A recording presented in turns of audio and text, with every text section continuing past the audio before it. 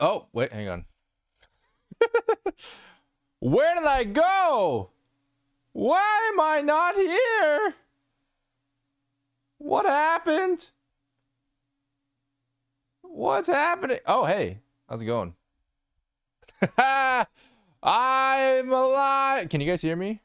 I'm alive. We did it. Wait, I'm dead. Oh, I'm alive. There we go. Here we go. Perfect. Hello, everybody. Welcome back. Welcome back. Oh, my goodness. Shion, Ace Dad. Hello, Slackers back. Hello there, Pharaoh, Risco. Meant to come to your birthday stream, fell asleep. Hey, no worries, bro. No worries. I would have done the same. Orion's here. Hello. Hello, everybody. How's it going? Oxily, hello. Wait, is it actually your birthday? Holy shit. Holy shit. Happy birthday. How's the work? Yeah,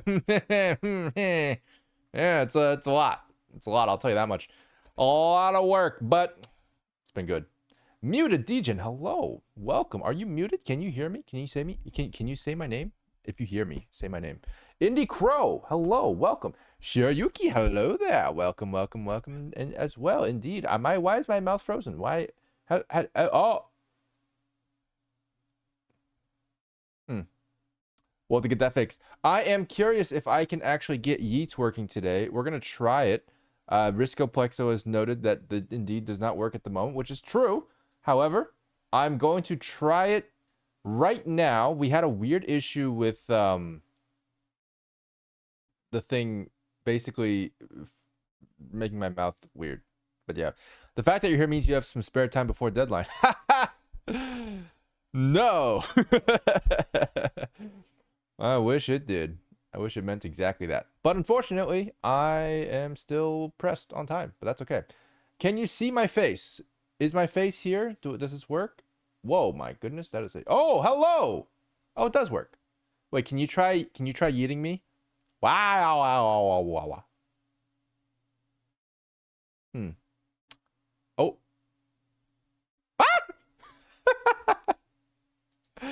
Okay, well that works quite well, I would say. Thank you very much for that test. Beautiful. Wouldn't have it any other way. All right, so now that we've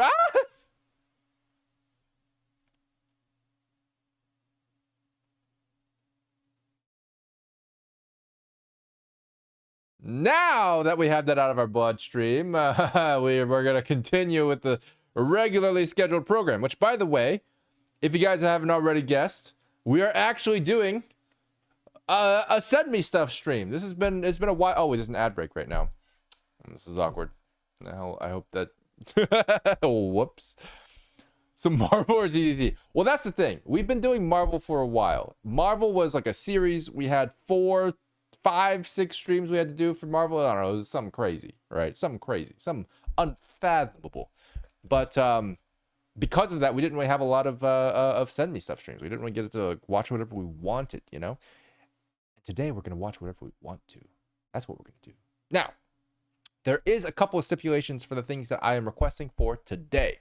I am looking for things that we can put into a video. Specifically, a video that we're going to be posting maybe next week, even. So this is something that I want to challenge you guys.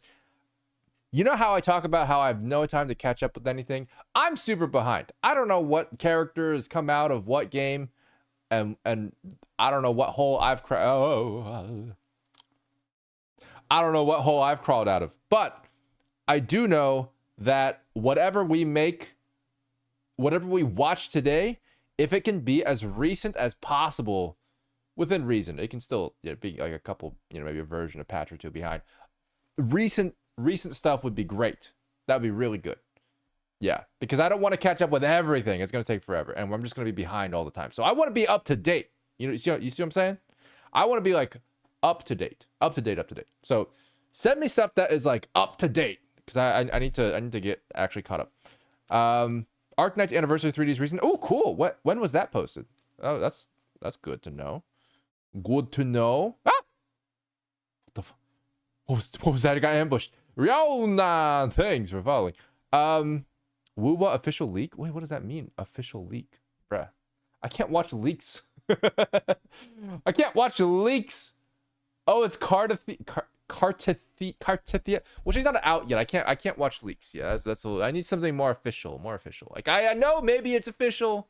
I'm sure there's some theories, but I'm not gonna. It's okay. 2 weeks ago. Wait, why is this a PV on someone else's channel? What? Hang on. Hang on. Where's my face? Where is my face? Hang on. Where is my? I haven't streamed in so long, guys. Is this the? Yes, it is. Okay, cool. Just checking. Just checking.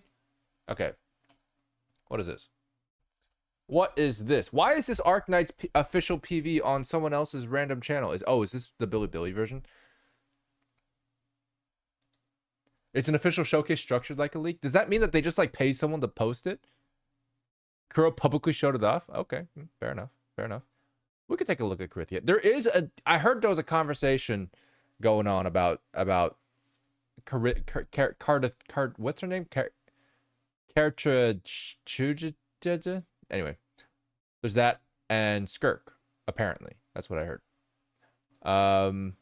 DMC 5 PGR. Yes, I want to. I heard it isn't even out yet. Isn't it only in China right now, or something? I don't know. Oh, the C. Oh, the C. What are you talking about? There's nothing there. There's nothing. What? Hang on. That's crazy. There we go. Ah! I'm so much smaller. I don't like this. I don't like that at all. Oh. Oh. Oh. There we go. There we go. Oh, Guilty Gear Strive animate. No, I haven't.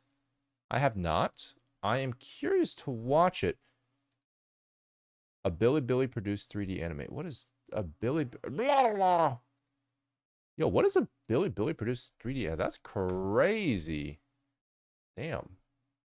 Okay, fair enough. Interesting. 5 months ago. That's not recent. I need something more recent. More Arknight stuff. Okay, fair enough. We got a lot of Arknight stuff. This. What is Arknight's ambient synesthesia? That's cool. Fair enough. Mr. Norman, hello. Welcome. If you could please write your name down on the tardy sheet, that'd be great. Appreciate it. We got also a new ZZZ thing. Let's go. Hugo. Who's Hugo? Who the hell is Hugo? Okay, fair enough.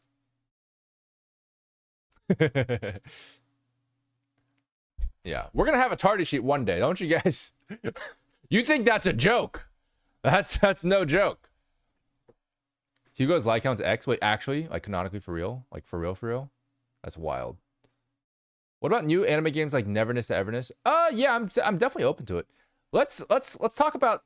So here's one thing I want to try to do.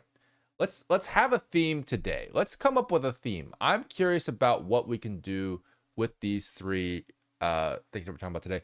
ZZZ Hugo character demo. I do want to watch. This is Zenless Zone 0. It's gonna be great. I'm not worried at all. Hugo, I'm assuming is, what does he look like? Well, we're not gonna know, surely. Okay, he seems pretty cool.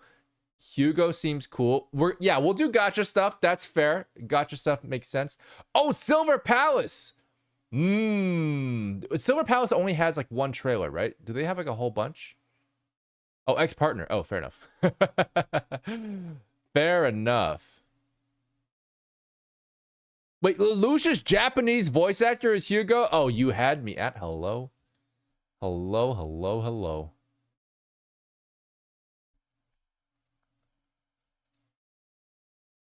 Oh my god, Silver Palace. Silver Palace is...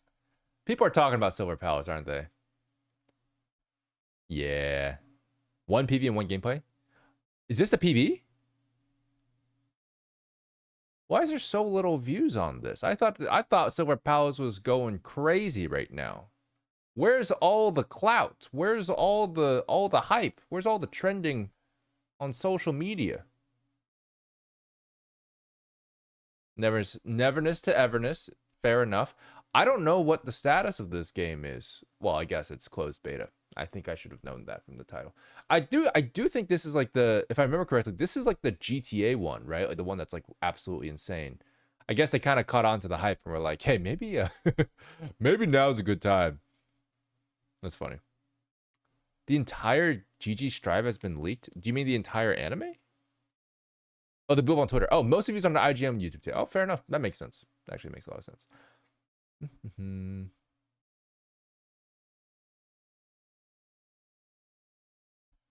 What is this? More Neverness to Everness. I had one from Woowa. Is this yeah, this is Cartethia? Cartethia? Cartethia? Cartethia? I don't know.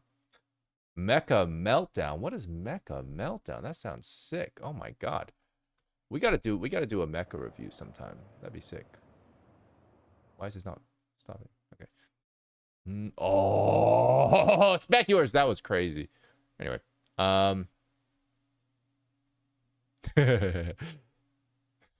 no way. That would be wild. I will take a look. This is interesting. I'm curious about this. Well, let's see if we can get 3 things put together. Nice vs. Fear Incarnate 2B Hero X. I do really want to watch 2B Hero X. I think we're gonna save that for next week's stream. Whisper. Did he say next week? What? Another stream next week? What? Are you? What? What does that mean? That's crazy. Yeah, that's the plan. I'm hoping I can get another stream in next week. Yo. Look, yeah, guys, listen. Legally speaking, I can't say for sure there's gonna be a stream next week, but that's the plan. That is legitimately the plan. I'm gonna try to get one in next week. That'd be great. Next week should be a hype fight. Ooh, okay. I'm interested. Yeah, I want to get some 2B Hero X stuff. I want to react to anime in general next week, so we could try to collect some things from that, just to get a little bit of variety from the gacha stuff. Wait, the source code of GG Strive was leaked? The source code. That's crazy. Damn, people can just make a new one. That's wild. What is this Billy thing? What is this Billy thing? Hidden ones. Wait, is that the one with the, was that the one with the, that's the wrong one. That's not anything but that one. Is it this? Nope, that's not the one either.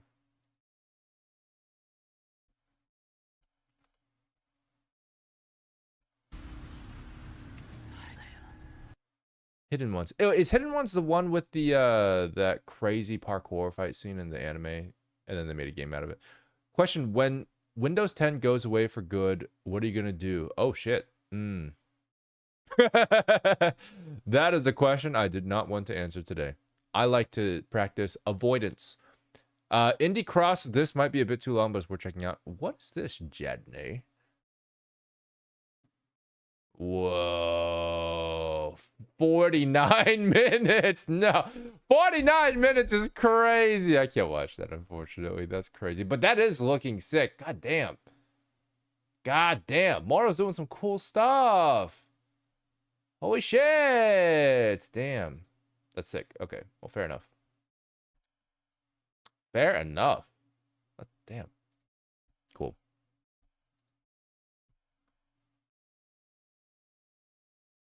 Has you watched Trigger's demo? I did watch Trigger's demo. Trigger demo was last a while back. I forget. But I watched it, so that was fun. That was indeed fun. Okay, what we're gonna watch today. I'm gonna watch Hugo's character demo for sure. I'm really curious about the Silver Palace trailer. I don't know if this includes gameplay. Is this the gameplay one? This looks like a PV. This looks like a PV. Oh, with gameplay. With gameplay? Yeah, this looks like a PV. Fair enough. We'll take a look at the PV. And then Neverness to Everness. Honestly, the trailer would be probably pretty sick. So we could take a look at all 3 of these. I am very, very curious about all 3 of these. The Arknights one is interesting. I don't know what it is. Oh, I mean, it looks gorgeous. Maybe we could throw this one in too. I'm curious about that, but we'll restrict it to 3 or 4, which I think seems reasonable. Yeah. Why you awake so late today? Potato ruler. Oh. Next question. Ever heard of this game before? What is this?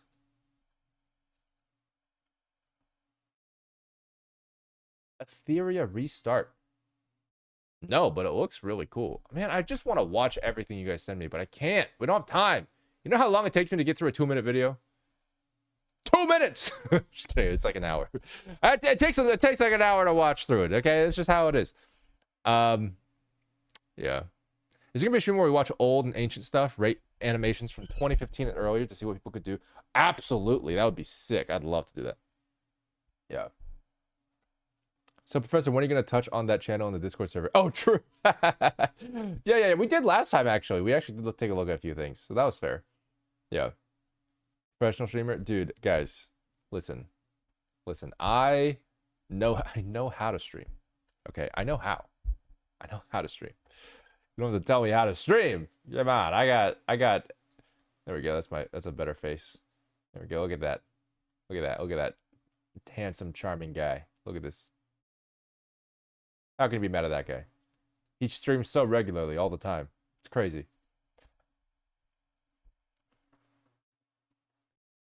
You speak like a failure, but like a disappointed Chinese dad. No, I would never talk like that. It's crazy. It has nothing to do with me at all. I have never experienced any such shame.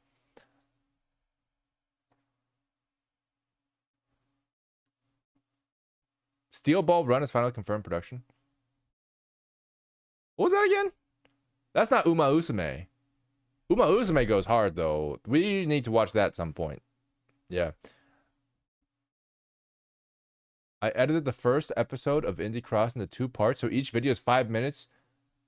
You could only watch the first one. That's okay. Damn, you edited? That's crazy. Yeah, I mean, maybe. I don't know if we'll be able to watch it today, but it would be really good to watch indie animation in one of these streams as a fun little thing, because we could probably include some glitch stuff finally, which would be awesome.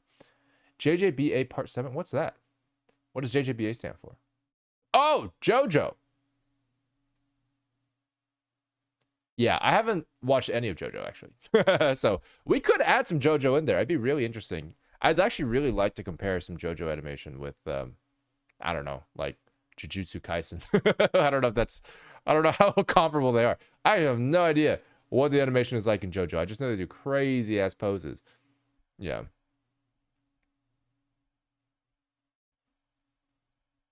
Self-promo allowed? We don't usually like encourage self-promo. There's always a time and place for it. I wouldn't really spam the chat for that. But if you want to like get to a point where we actually have like a self-review, or not a self-review, like a class review, that'll definitely be a really good place to put it. I am interested in doing that. We just haven't had the chance to actually do that.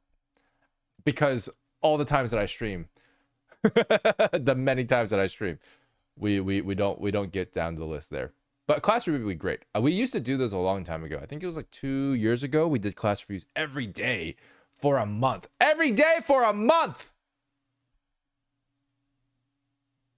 It was crazy, actually. Yeah. It was actually a lot of fun. Yeah. It's actually where I met Orion and hired him. As a fun little fact for you. Yeah. Apps can't read. Welcome to the irregular Dillon stream. Indeed, that is indeed where I am. Is this Expedition 33? I have no idea what. Guys, I have no idea what Expedition 33 is. I know it's a game. I've seen like maybe thumbnails of it. I have not actually watched anything about it at all. I don't know why everybody's playing it. I don't know what it's about. I don't know what kind of game it is. I assume there's bosses. I think there's bosses. But that's all I know. I don't know anything else. It's a very varied game. That's very cool. It's a French turn-based game. Oh, you're talking about old. Wait, what? Anyway.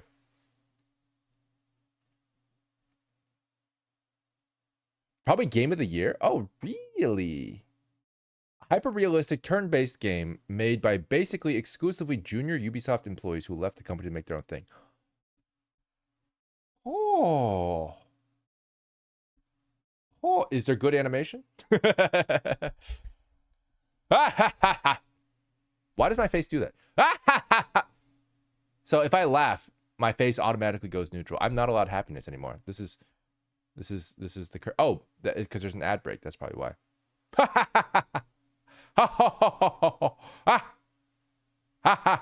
Why does my face do that? It's yeah. It's not working.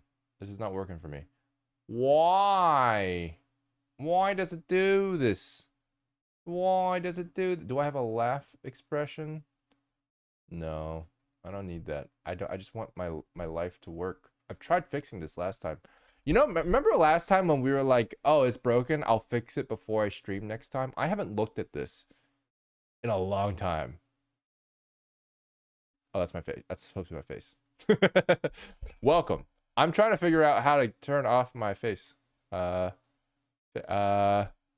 Track blend shapes. Does that work? Ah, nope, that doesn't work. There's got to be a thing that just like does that. Ah, who's that? Show yourself. Okay, well, you win this time.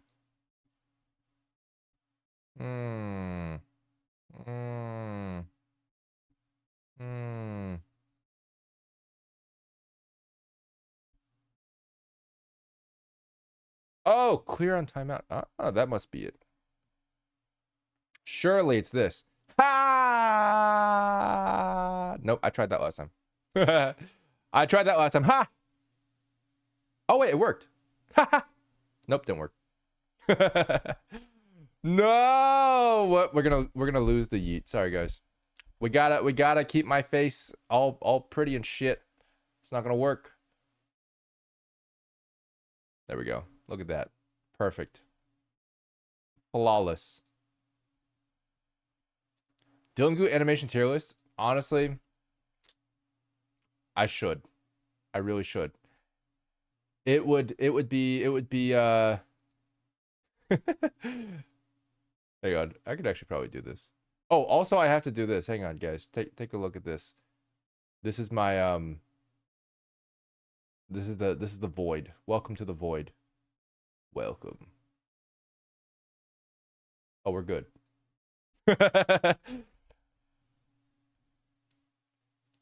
What are you gonna do? What are you gonna do? I'm the streamer here. You guys do what I want. That's how it works. The void, I'm home. Yeah. What can I say? Funny how I can't use a green screen, isn't it? Isn't that so funny? All right, guys, we're gonna get started in just a second. I actually need to get a glass of water, and I don't have one in front of me right now, which means I will die within the next few seconds if I don't get one. So I will be right back. I will be right back. Take a look at this video in the meantime. I gotta call this out. What? Your face! Don't cover your face! God damn it. God damn it. Wait, I gotta get this thing. There we go. This is crazy, dude. This is crazy. They had such a great shot. Look at this shot. It could have been wonderful. But they're like, what if we could see nothing? What if we could see nothing of importance at all? We can't even see the hand. That'd be crazy. Wouldn't that be great? It's such a good shot, though. Could be good. That's what I should say. To be fair. To be fair to everyone involved. Well, that was it. That loops now. All right, welcome back, everybody. Hello. I'm just chilling. I hope you guys enjoyed the first half of this video. The animation is good except for the stationary green thing in the corner. Hey, listen. Wait. My yeet doesn't work anymore. It's so sad. I wish it did. I wish it did, but it don't. I do not. Yeah, I won't be able to talk too much about this video. There's no exposition. Fair enough.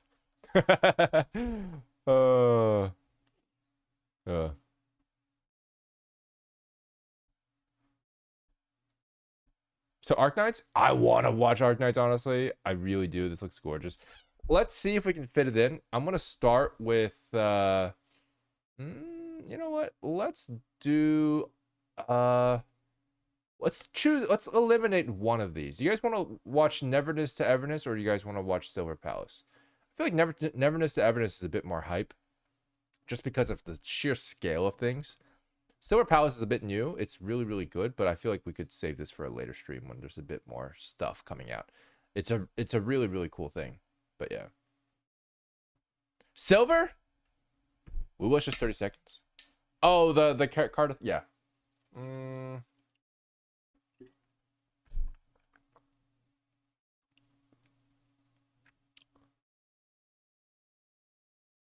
Ellie, hey, how's it going? Yeah, 30 seconds will probably feel that's not only 30 seconds. But do you guys have a vote for Silver Palace versus Neverness? Because it honestly, if you guys really want to watch Silver Palace, I don't really want to. I'll be honest, I don't want to skip Neverness. This looks like it's going to be pretty hype. I liked the first trailer, but I guess we could choose. Oh man, we could choose between Hugo and Arc Knights, maybe. But I really want to do Hugo too. We could do all four. We could do all four, I guess. Oh, Zanny Showcase. Oh yeah. I have Zanny pulled up here too. I did want to watch Zanny Showcase actually. Forgot about that. I forgot about this.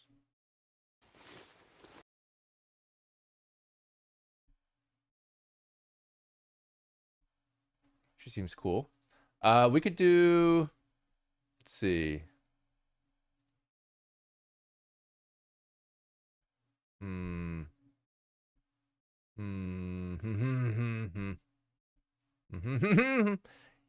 Okay. Let's. We have to do Zanny too. We got to do Zanny and Hugo. These are both character trailers, which is actually really good. Maybe we do a little thing called cheating. What if we watched 6 videos? Now listen, guys, listen. Here's what I request from you. I might be able to record 2 videos in one go by watching 6 videos, 3 of them which are character trailers and 3 of them which are game trailers. So if we do that, I will need 1 more character trailer and 1 more game trailer. Are you guys feeling me? Now, stipulation must be recent. Both Zanny and Hugo are both recent characters. We'll need 1 more recent character from a different game that is already out. And then for the game trailers, we'll need 1 more game trailer that has not come out yet. The game does not yet come out. So 3 anticipated games, and then 3 already out character trailers. Escoff, yeah! We have decided Escoffier. All right, let me look up Escoffier. Escoffier. Genshin. Is there a character demo trailer? Oh yeah. This looks pretty good. Okay, that looks pretty good. Let's do Escoffier. Whatever her name is.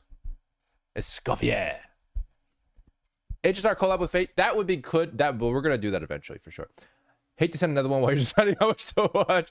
That's worth mentioning. What is this, Jedney? I mean, I would like to build up an archive in my brain for things that I've. Oh, this one.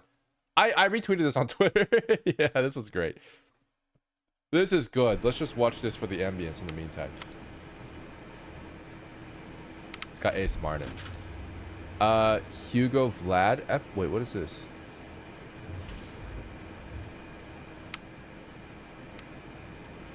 Is this a newly anticipated game as well? Oh, no. This is an EP. Oh, I see. So is that... Wait, but the character demo is already a trailer, right? I'm pretty sure that counts. I'm not saying it has to have the word trailer in the name. I think generally speaking, the EPs are a little bit less animation focused. They're a little bit more motion graphics focused. So I don't think we have to do that one. That is all good. All good indeed. All good. Oh, good.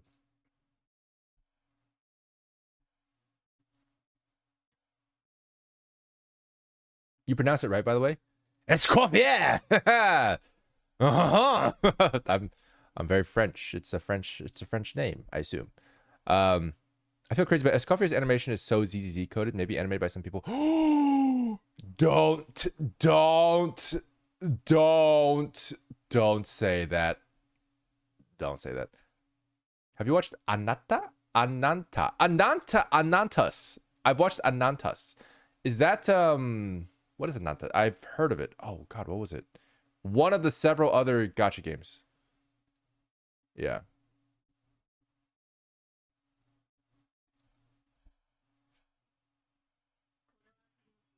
Yo, damn.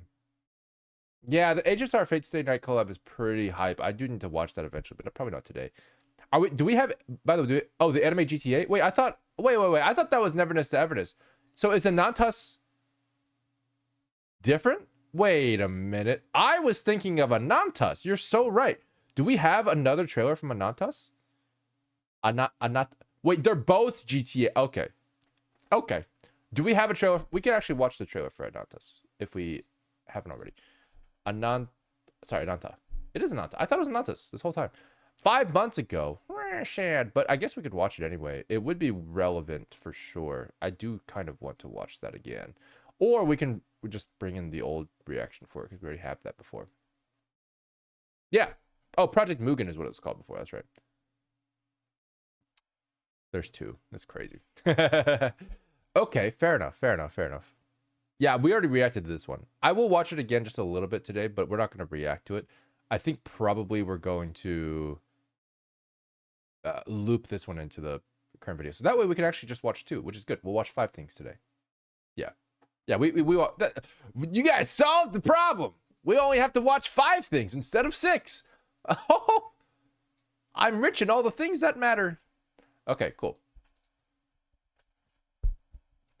You deleted AKPV? Yes, unfortunately. I will have to watch it at some other time. I will watch it though for sure because I do want to. Because Arknight stuff is always great. We'll watch it during a grouping of videos that Arknights would fit into. I think PV Arknight stuff just generally would probably fit into probably the collab stuff too, potentially. I can see that working well. Yeah. You'll see in the next track you were streaming 2 months. Listen, guys. I might do it. I might do another one next week. You never know. Also, oh, by the way, I don't know if you guys heard, but I'm moving to Japan. I haven't mentioned that on stream before because we just announced it, I think yesterday, maybe 2 days ago. I think it was 2 days ago. But yeah, just to let you guys know, I'm moving to Japan. I have signed with Geeks Plus. Yeah. Yeah, I don't know if you guys saw the tweet, but the tweet is there. I am officially signed with Geeks Plus. You can verify it and shit. It's crazy.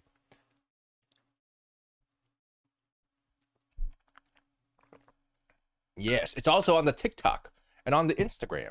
It's everywhere but YouTube, which might be a problem, but it's whatever. Yeah. Would you be a guest on Trash Taste? Yeah, probably. Yeah, that's I can't say definitively, but yeah. Yeah. It'd be good.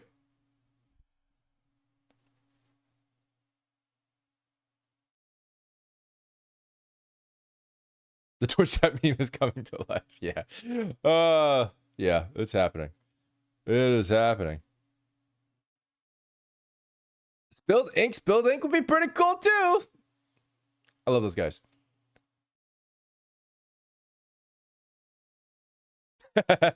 Japan being in 2100 and also 1800 at the same time without be too annoying.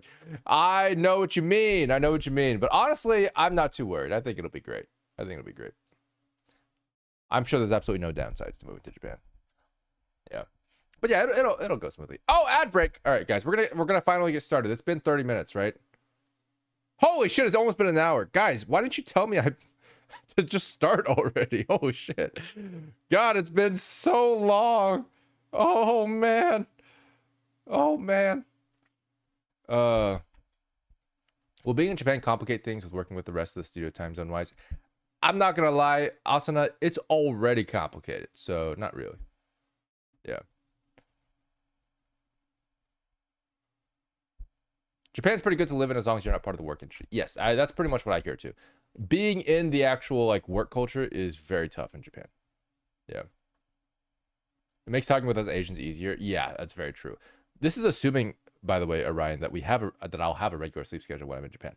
I can't make any guarantees that that's the case, but hopefully. Yeah. Oh my god, you'll finally stream in my time zone. You realize that I'm in Asia time zone right now, right? Guys, this isn't gonna change anything for anyone. This is gonna be totally normal.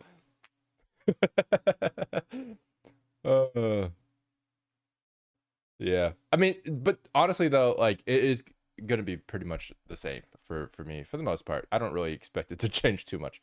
I am pretty much working remotely with everybody around the world all the time. Yeah. Oh, I'm in Texas right now. Yeah, but if I do have a shitty sleep schedule in Japan, I might be streaming on US time, which would be crazy. But I don't really want to. My goal is to have a normal sleep schedule. Just to be very clear, I want a normal sleep schedule. I don't get to have one. It has been a struggle, okay? I'm trying. But yeah, I do want one, guys. That'd be ideal. Anyway. So yeah, maybe. We'll see. Unrealistic goals. Yeah. It's a lifelong journey at this point. Yeah, it tries to calculate current time in USA. If you guys don't know, the length of this video is approximately what time it is right now. that is a approximation. Anyway, you guys ready? Here we go. Let's do this. Okay. We're gonna watch Hugo's character demo first. And then we're going to actually, no, I want to watch Wuthering Waves first. Let's do that. We're going to watch Wuthering Waves Zanny first. Then we're going to go down the line to Escoffier. And then we're going to watch Hugo, which is also French, which is kind of strange how that worked out. But yeah. Wait, Hugo is French, right? Or is it... I assume so. Hugo sounds like a French name. Is it German? Well. All right. 1 hour and a half reacting. Yeah, honestly. Okay, guys, let's actually watch stuff. Yeah, Hugo's EP is French. Yeah, he is French. He's French. I'm not crazy. Hugo is French. All right. I forgot how to watch videos, guys. Whoa. Damn. The physics on those pants, dude. How many bones were in those pants? That's not exactly the way I wanted to phrase that sentence. But if I were to phrase it again, I would say it exactly the same way. You know what I mean? There's a lot of bones in those pants. It's just the fact that it moves a lot. Is Zanny Italian? I thought she was Greek this whole time. She seems like a Greek person. Loving the tie. Miss Sani. A little tired, a little yawn. Very cute. I do like this from a character beat perspective. I like that. I will say I wish her hand unfurled just a little bit. Miss Sani. Miss Zani. I wish her hand unfurled a little bit during the yawn, just because it looks like she's trying to like hide that she's yawning, but she's alone, and I just make it more obvious for the viewer, you know? Yeah. Oh. Miss Sani. Italian? Okay, fair enough. This is urgent. We got a lead. The art thief will... So if they're Italian, why does he have an English accent? Explain yourselves! Yeah. Basically all people in Arena Studio, yeah. Italian-ish. Yeah. Ragusa is Venice, and the new region Septimont will be based from Rome and Colosseum. I like that they're going for the different cities, or the different cities within Italia. It's still part of the Europeans. I mean, that's true. You're not wrong. It's EU. Oh, is it actually? Okay, anyway, fair enough. I'll just assume you're right. Reflection looks really good. Wait a minute. No, it doesn't. Wait, hang on a second, guys. That's not a reflection at all. Guys, they bamboozled us. This is supposed to be a mirror. This is a fun little thing that they did. This is a 2D mirror image of this It's exactly the same. You can see the same hair strand. You can see the same shape of the horn here, but flipped. This is not how mirrors work.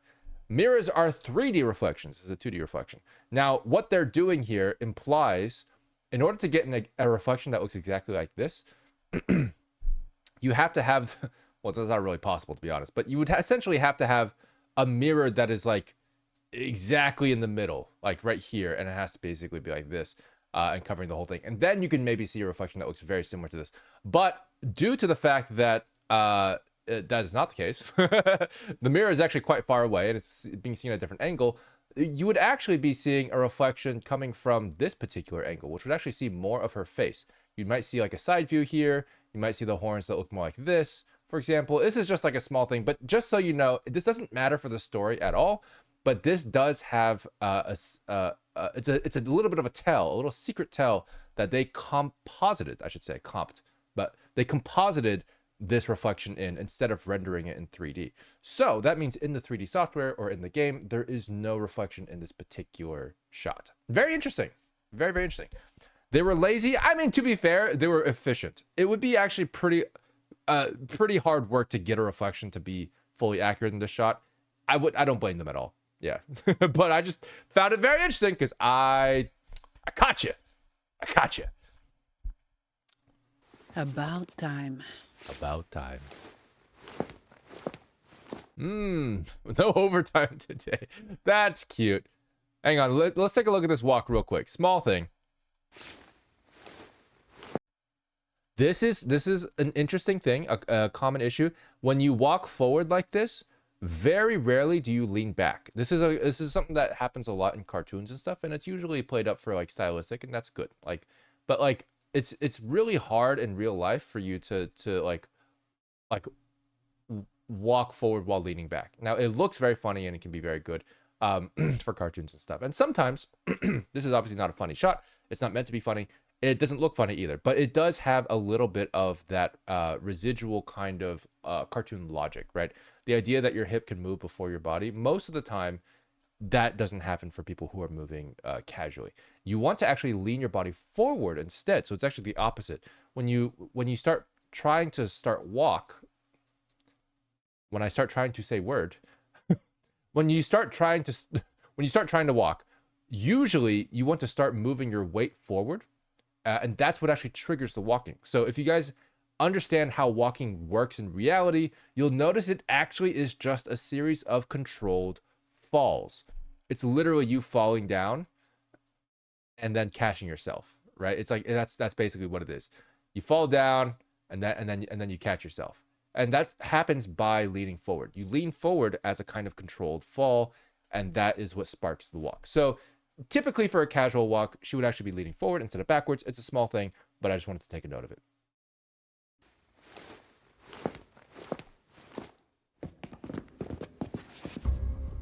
Whoa. They did a good job with the sneaking poses. It feels very sneaky. Hey, Chief. Staying on the tiptoes. We've been hiding in the... What is that? What? This is gonna be good. I don't know what this is, but it's gonna be good, dude. Eventful day. Dude, they yo, the art direction on these masks is so extra, dude, and I love it. I love that they actually put so much love into these. Oh my god. This is great. My legs are still asleep. Even livestock. Dude, the physics jiggle on like you know they already had a physics jiggle system and they just threw it on. Guys, let's be real, right? Like not every animator is hand animating this jiggle. They probably have like a button, you know, that adds jiggle to whatever, you know, just random things, you know, just totally random things that are jiggling. And it seems to work. It seems to work quite well here. Look at this. Eventful day. My legs are still asleep. Even livestock haven't... Does that not jiggle very familiarly? Guys, come on. Does that not jiggle very familiarly? It looks like another kind of jiggle that we've seen. Easier than this. Can't you show some drive for once? Some try. Look at her.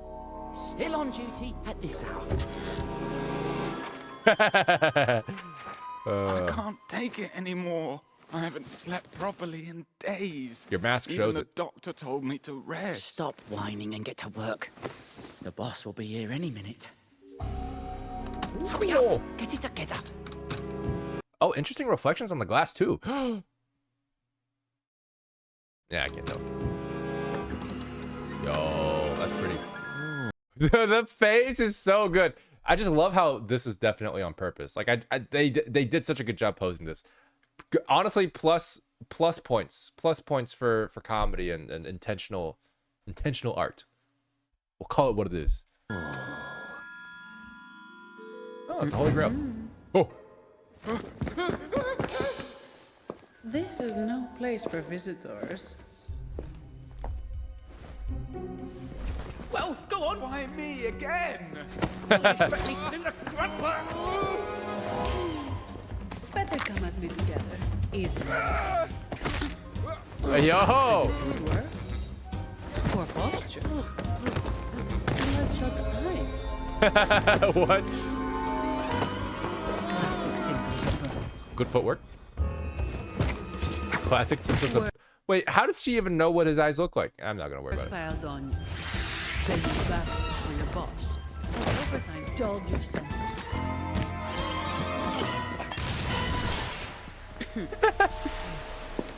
That was good. I really like the effects here. Bastards for your boss. Has overtime dulled your senses?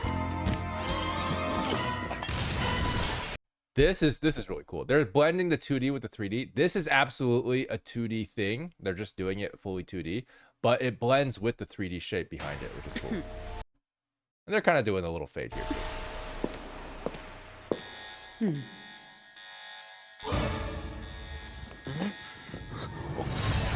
Whoa.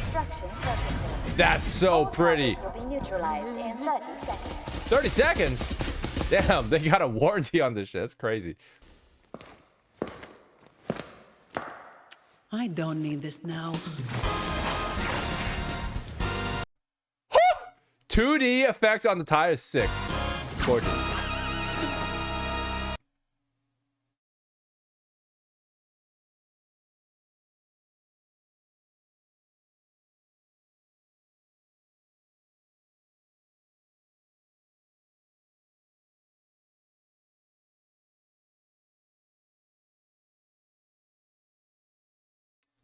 I really like her tie. That's a really, really cool tie. I think her tie is like really, it's good. It's a good tie. Yeah. Hey, don't damage the evidence. Wait, she found her own bots. That's the witness either. She has a tail? Wait, hang on.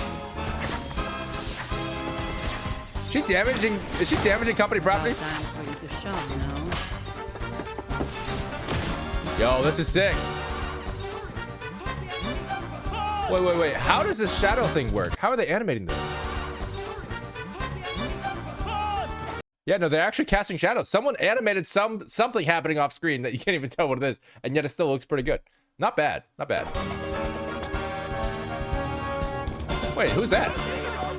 Wait, that's the boss? The cat's finally out of the bag. There he is. Totally red-handed. Let's not be Big sword.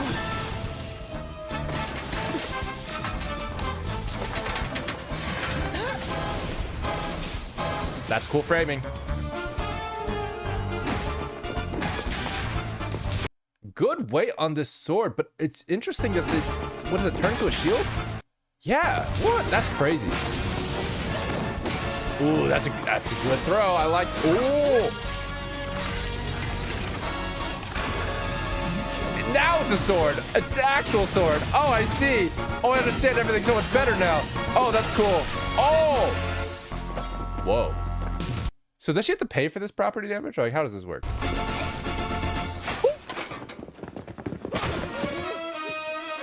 figures.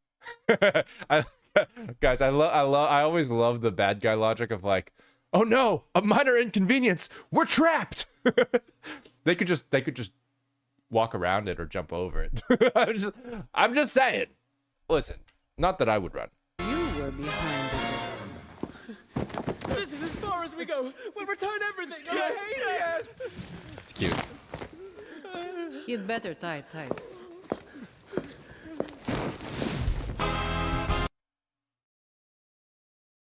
I didn't pause on this frame specifically, but I am very impressed that her clothes are back. Yes. Shift's over. Am I not, you guys? I'm just saying the jiggle looks familiar. Just going back to the horse. I'm for no particular reason at all bringing it up now, but like when it comes to the physics, Tight. like the movement. Anyway, I really like the shot. Not this one. Shift's over. Time to clock out. Timing is very difficult to get right. Oh, that's cute. She burned the tie up. Wait, where'd the tie go? Did she still? She got her tie back? She got her tie back. That's crazy. That's crazy that she got her tie back. It's really cool that we paused on this particular frame so that we could confirm that she got her tie back. That's crazy. That's crazy. Yeah. Yeah.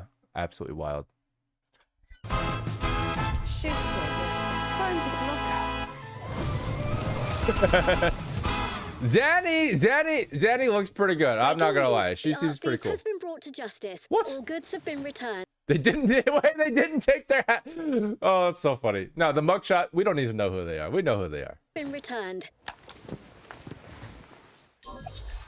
Ooh. Zani, there's been an emergency. Can you get to the office ASAP? Do you know what time Yes, it sir. is? We can't do it without you. All right.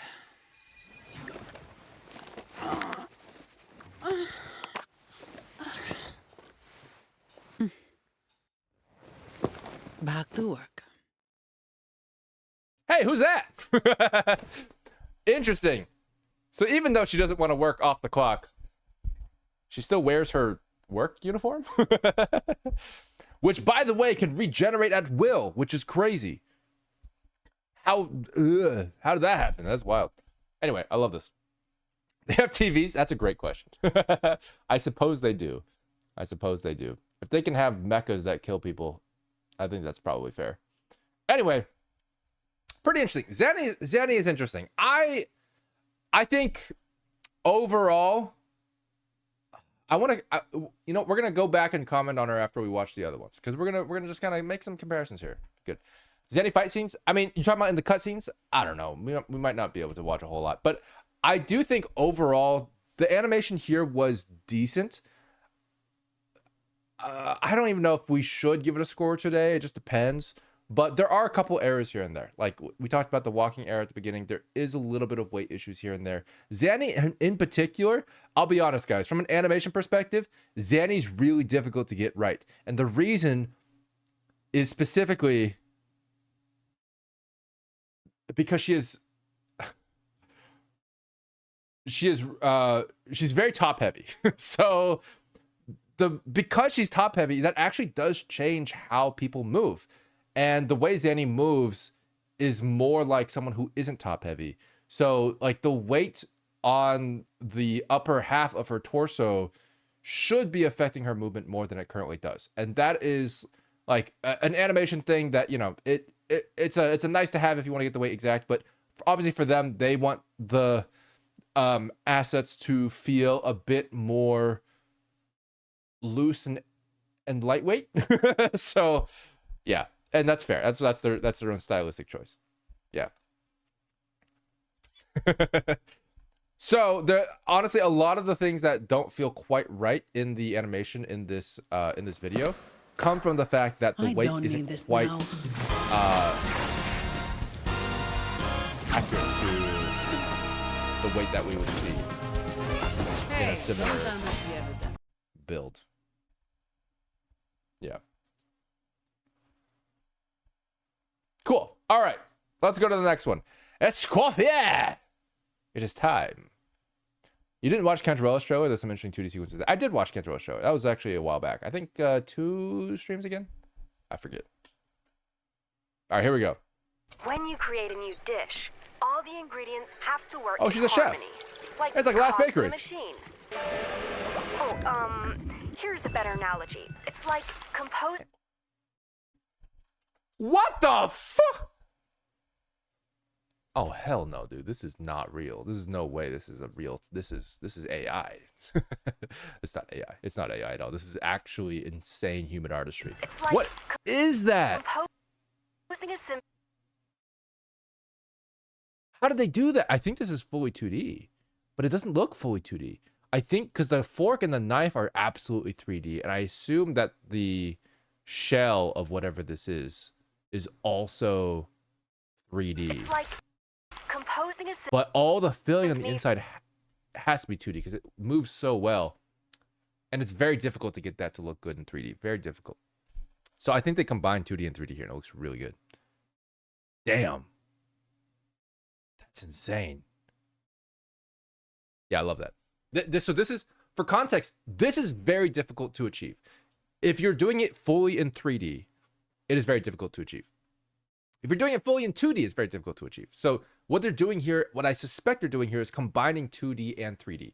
They have a 3D base. So if you take a look at this fork and this knife and then the shell of whatever bread this is, you'll notice that there is perfect geometry being preserved in its in how it moves and turns relative to the camera. It's like So like composing a that, like for example, just like the subtlety of the fork bending this way, it's clear that there's actually 3D fork there. In 2D, it would be very difficult to get that perspective exactly right. But in 3D, very easy. So they have the advantage of 3D here to do that. But this part here is extremely difficult to do in 3D because you have a lot of discrete shapes in 3D. Combining things is not as easy. Now you can do a couple simulations, you can do some other things, but this isn't a simulation that is very easy to simulate. So it's not going to be calculatable because it's not standard like, you know, liquid or water or smoke or any fire or anything like that. It's nothing standard. It's actually quite specific, the viscosity of this particular food. So probably they did this in 2D to combine it with the 3D stuff. So they probably had all this detail sort of like drawn out in 2D, but the level of shading is extremely high. You can see there's actually 3, 4, maybe 5 different colors in the shading here, which allows it to blend more closely with the 3D shading, which is also more detailed. You can kind of see how the 3D shading actually has quite a bit of fidelity. So that is a really difficult thing to achieve. They did a great job with this because I could not believe that this was even showing up on my screen. Honestly, it's impressive. Yeah. Damn. That's so pretty. I gotta start from the beginning again. new dish.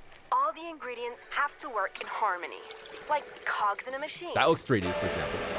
Oh, here's a better analogy.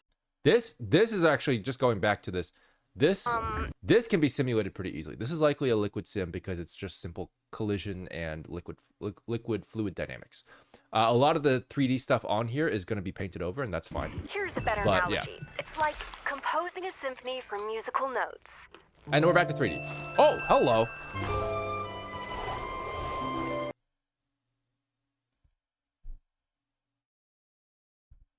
Hang on.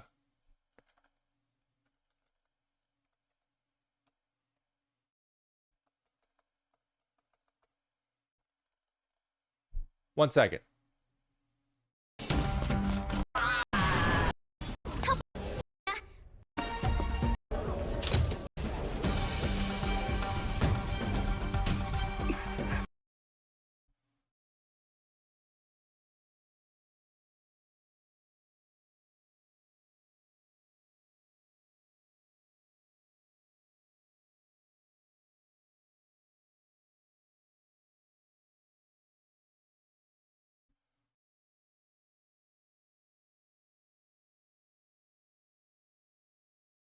Interesting.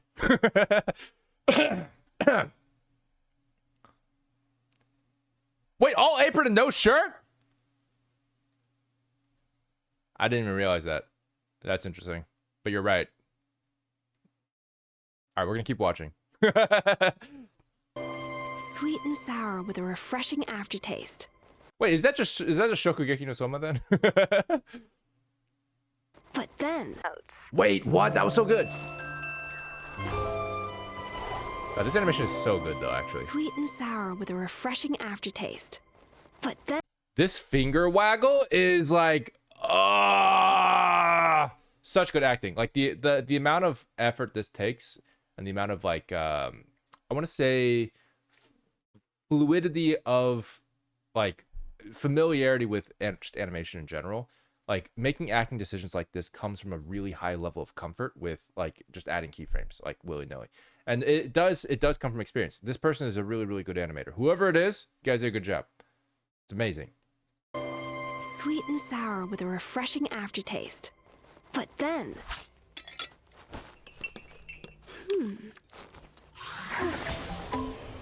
What? What? That's not real. That's crazy. Wait. What? She has a tail too?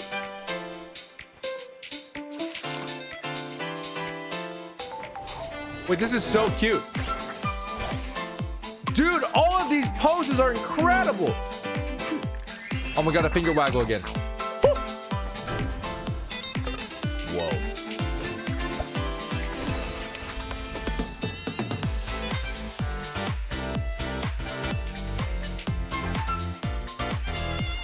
Oh my god, what am I watching? A music video?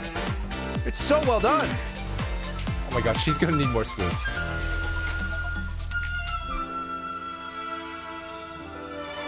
Gorgeous. Gorgeous hair movement on that close-up. And she's also a musician. Multi-talented.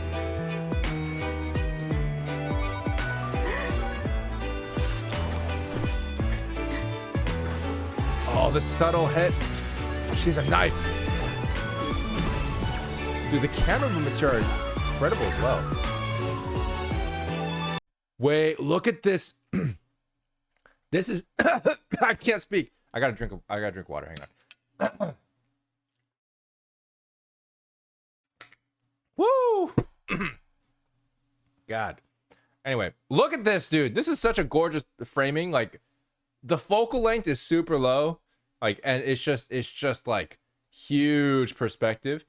Just to highlight how amazing this composition of every single shot honestly has been so far in this video.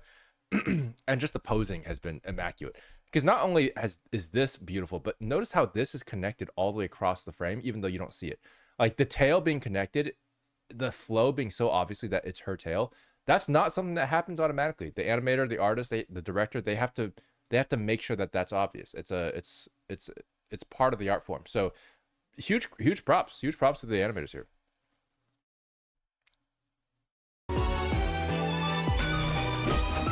Oh, whoa! Is that her skin? Oh my god. That is so pretty. Purina!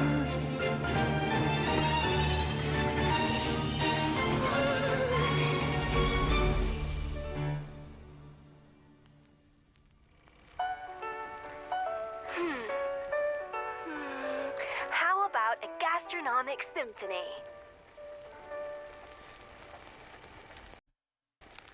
Dude, that was so good! Holy shit! Wait, that was so good! Okay, we gotta talk about the poses here, dude. I enjoyed too much of this. So this is incredible. The flow here, like, if you guys notice, like, she goes in like this and she kind of like digs herself into this energy flow, right? There's a bit of a wave with her body, but it's pretty subtle. But you'll notice the tail follows the flow really, really closely. And it actually has quite a lot of energy and movement, which, like, look, watch this. You see that? It looks like she's flowing through water. It's got that resistance and that back and forth, the frequency of energy going through her body. And it all transfers into every single pose in that sequence. But then... It's gorgeous. The montage, it's... God. So someone mentioned that this feels a lot like ZZZ, and the reason why is because there is movement in everything. This is something that ZZZ does really, really well.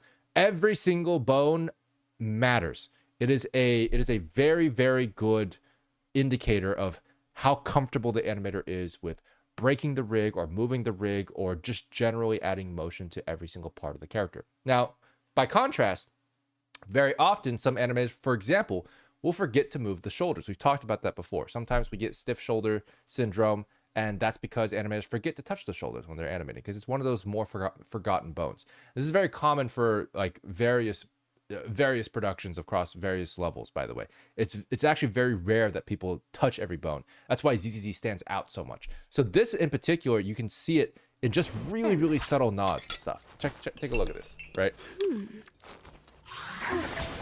Right here, this is something really interesting is happening right here.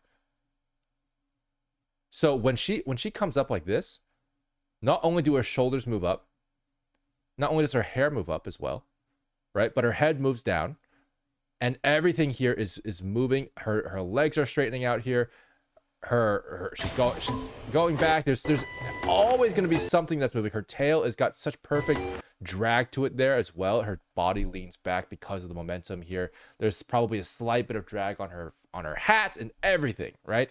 That's because somebody touched all the bones. That's what happened.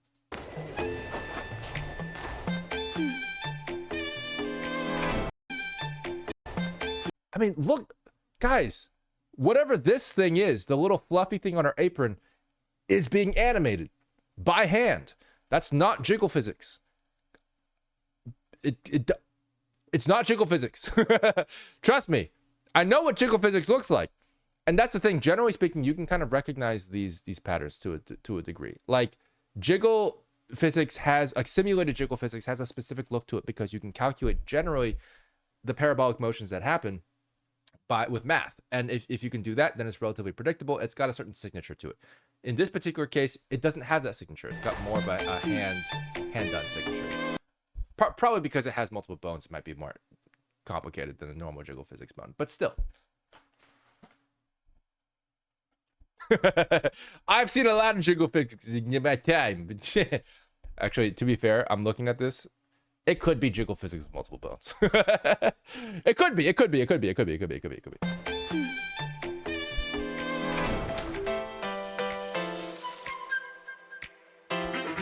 The amount that hair is moving, by the way, is fantastic too. It's just subtle enough where it doesn't distract, but it moves just enough to give the entire frame life. Look at that. So like which part of the hair here is not moving? Right? Like you go through frame by frame, pretty much every single part of the hair is moving. Every single part of the hair. Like pretty much. Like even like this little part here, right? Still moves a little bit. So these are just testaments to how detailed the animation is. Do you have to animate all of them by hand? Not necessarily. Like we have a physics simulation tool that we use, and it gives you a base, but you do have to tweak it by hand afterwards because it really isn't going to be perfect by machine. Yeah, which is fine.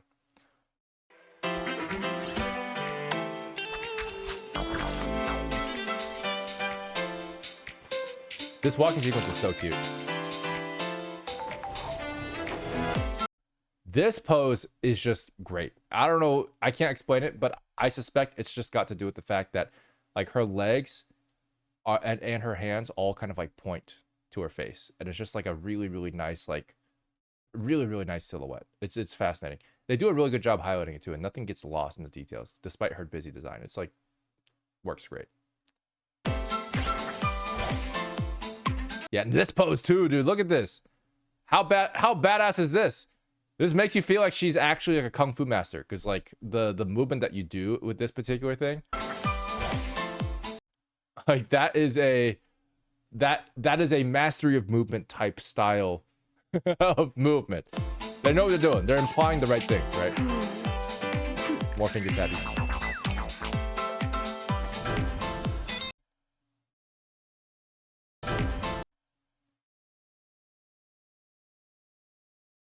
This is the only shot where I think they did a really... We'll move on.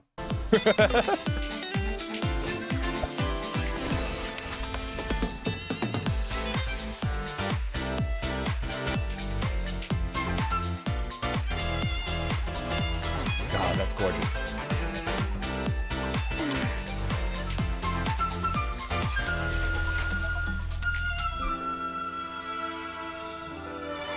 The amount of movement on the hair is just, it's just chef's kiss.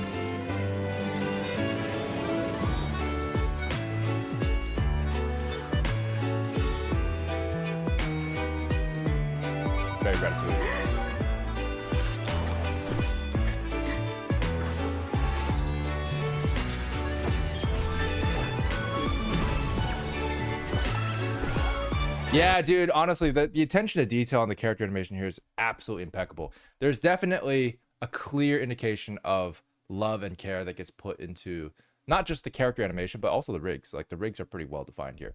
Whoever animated this, I would not be surprised worked on ZZZ. I agree with that. I can definitely see some similarities between ZZZ and this. Escoffier, I think there's a high likelihood that one of the ZZZ animators worked on this. Yeah. I agree with that very much. That's great. I love it. I love it.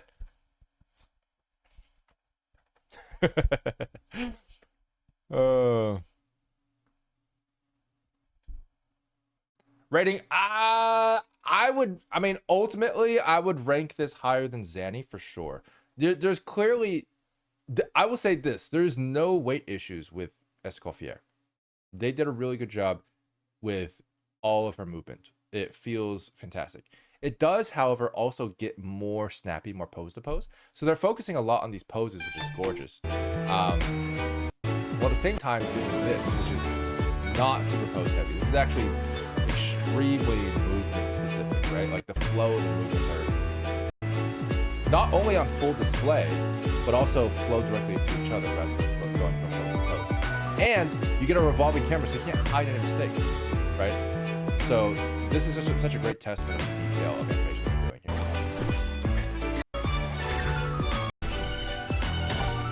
Then I assume this is actually from the game, this stuff.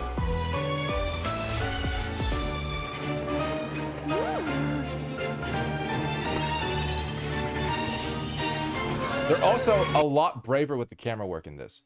The camera work is actually like, it just kind of goes everywhere, but it never feels like it's too much. One of the key elements of doing that really is making sure that the camera doesn't accelerate and doesn't go crazy. It does have some acceleration here and there, but it really should try to move at a relatively steady rate to make sure you're not going too crazy with it. And then smoothly going from one transition to another. The biggest thing with camera work is getting screen space to feel good, and they have done that. A really good example of this is like, they kind of go crazy with the camera work in this shot here. Right? So right here, the camera work goes insane, but it doesn't feel insane because they've done a great job at keeping, oops. They've done a great job at keeping Did I miss it? There we go. They've done a great job at keeping her in screen space. So you can see, despite the fact that it's absolutely going around her and everywhere and moving a shit ton and also rotating a lot, she's still in relatively the same spot, right? So your focus, your eye's focus is not being interrupted or anything, and she's actually smoothly moving across the frame.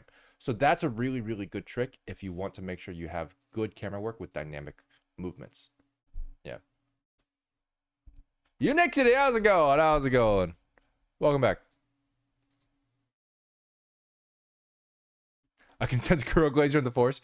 Yeah. That's the thing. Like, I really like Woowa's animation. It is also very good, but it is extremely difficult to compete with this quality of animation. And I would argue this is ZZZ level quality. It's not quite there, but it's like 80-90% of the way there. They probably had to tone it down to feel more Genshin-y, to be honest, just because ZZZ is on such a huge level. But the level of detail that is typically included in ZZZ style animations is, like I mentioned, you touch every single bone. And we just don't see that level of detail in Woowa right now, but it's a very difficult level to get to because it takes a lot more time and budget. Yeah.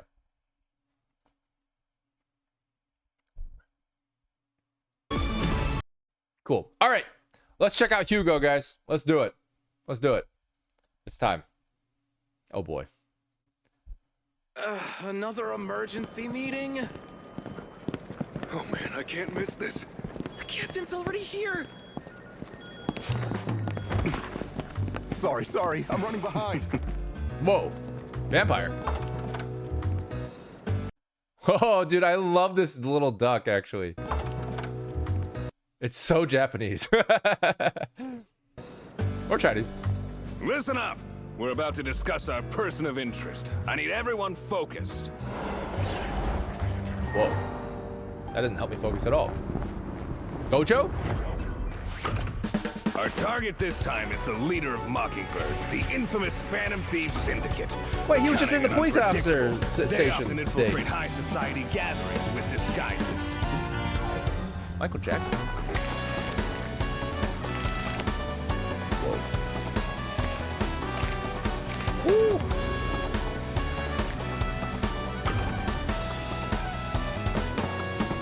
Interesting movement on the hat. He's a magician. For every heist, they always make a flashy exit, like he's rubbing it in our faces.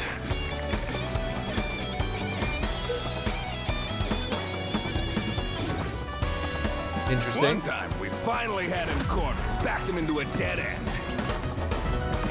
Whoa. After him! Oh, no. Whoa. I was not ready for that. Perfect moment, smashed through a window, and jumped straight. It's like that one shot from Monty's video with Icarus. It's like, hang on. It's like that one shot from Monty's video, Icarus. This is not a reference, I don't think. But it's one of my favorite shots in Icarus. It's one of my favorite shots from Monty. This one, right here.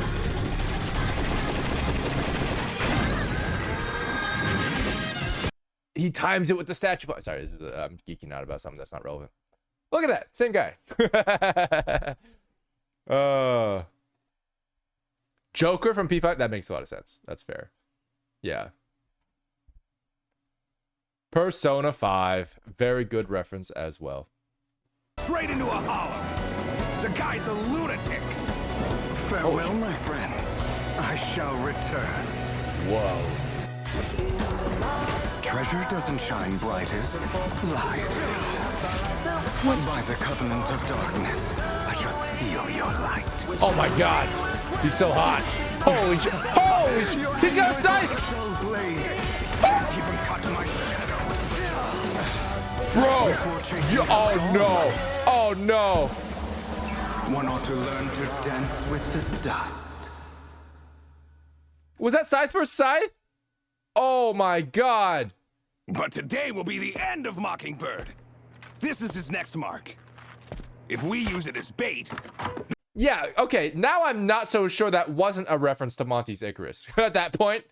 Like, if they're fans of Ruby, they might have actually seen Monty's video. This is like, I don't know, 20 years ago or something at this point. That's insane, dude. Holy shit. Oh my god. Huge props, dude. We got to go through the whole Scythe fight scene again in a little bit. Huh? It's empty. What the? Damn it. Actually, let's go through it now. I can't wait. Hang on. We got to go through it again. Bastard found the perfect moment, smashed through a window, and jumped straight... See, what's great about this, by the way, let's watch this again. Backed him into a dead This is end. insane. After him! Freeze! That gives such lighter energy, dude. Like, the lighter trailer is absolutely insane, too. But, like, the momentum that he has here is just unstoppable, right? Like, that's what it feels like. They did a really, really good job at showcasing this by not slowing down his momentum at all in any way. He doesn't slow down to spin. He actually just, like, keeps going at the same rate while he's spinning, and every secondary motion there highlights his exact arcs. It's gorgeous. But the bastard found the perfect moment. Dude, what a great choice here. Just from a directing standpoint, look at his hair, right? His hair is actually behind him. It's whipped behind him. It's done a really good job highlighting the arc that he uses to turn behind him, and that's really great. And it does go actually behind him here. But note that, and notice here. What is this? Hair in front of the camera. The hair is actually supposed to be behind him. This is a hookup. Is what we call a hookup in animation, which is between two shots is their continuity. And technically, this breaks the continuity, right? Technically, his hair is supposed to be behind him already. But in order to preserve the perceived momentum for the viewer, the director decided, or the animator decided, to have the hair in frame to continue that momentum across left to right into the new camera angle. It's actually really, really good. I mean, look at that. He's not even moving, right? This is most likely, if I'm being honest, this hair is probably guys, I'm 90% sure the hair here is a second Hugo that is off screen. and his ponytail is being animated independently.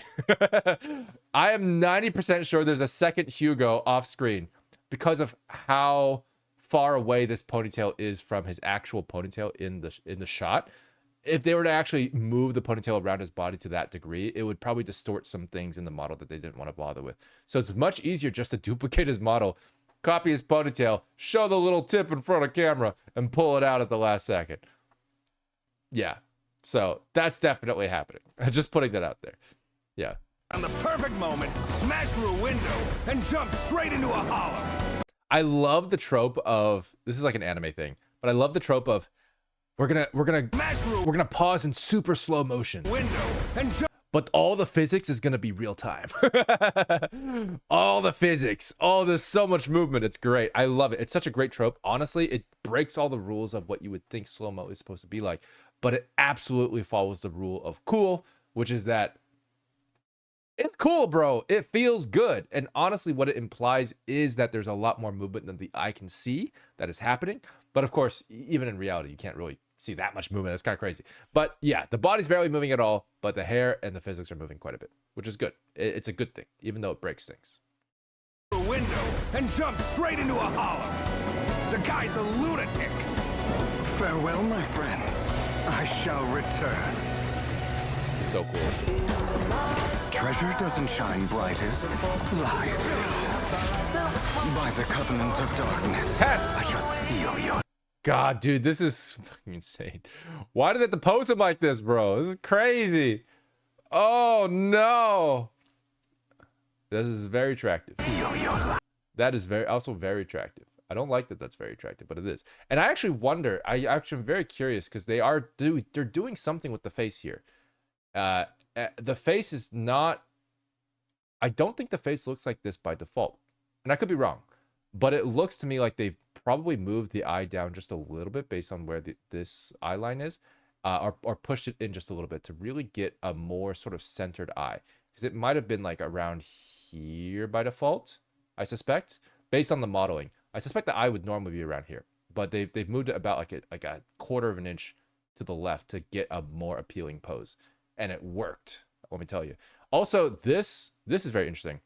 It looks like this is an extension of the mouth line art as well, which might have been manually done, because I don't know if the rig actually has this. Usually rigs kind of just end there. Like the line art itself doesn't really have like the mesh itself doesn't have like an additional line here. This is usually done in 2D to exaggerate things, but in 3D we don't really have something that would work there. It's very hard to rig that.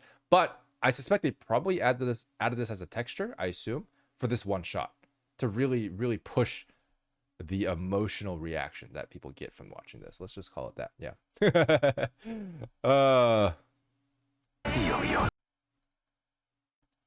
It might just be a texture in the model. Yeah. Yeah. But also the letterboxing, if you guys noticed the aspect ratio change. Nope, it's always been like that. I erased my statement. Return. Treasure doesn't shine brightest. Lies.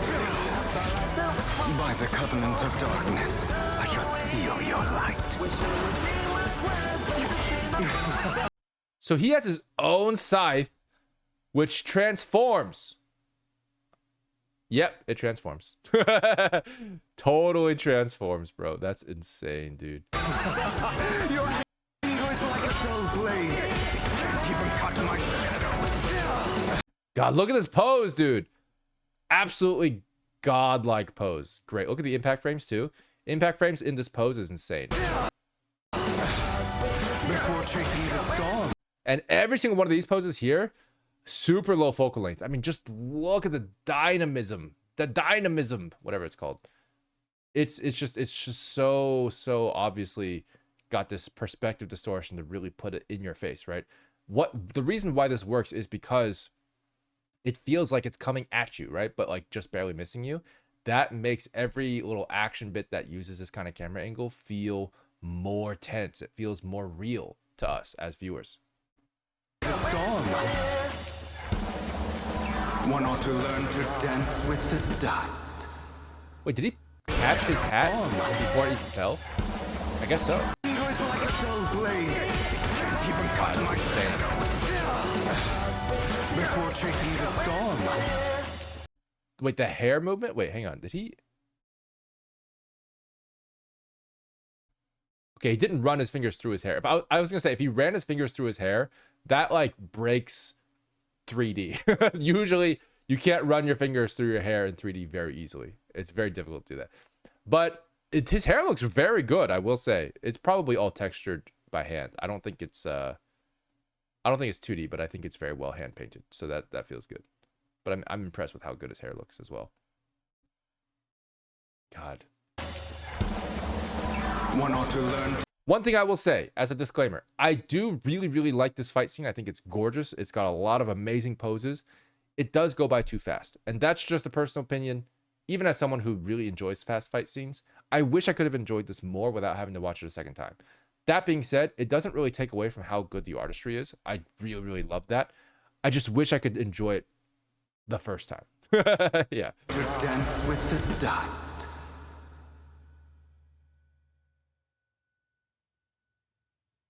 But today will be the end of Mockingbird.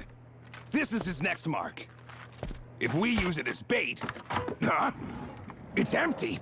What the... Damn it! They're already in here? Oh my god. How did they not notice the hot blonde guy? Different from regular thievery. Don't you just love the look on their faces? It's too flashy. Relax. Your dirty little secrets are about to come to light. Soon you'll be on your knees begging me for mercy, hypocrites. Thanks for the entertainment. See you all in the next act.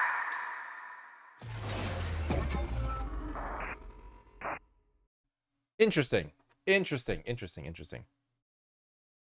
Like how in case sense is tingling? Maybe. Quite possible, yes.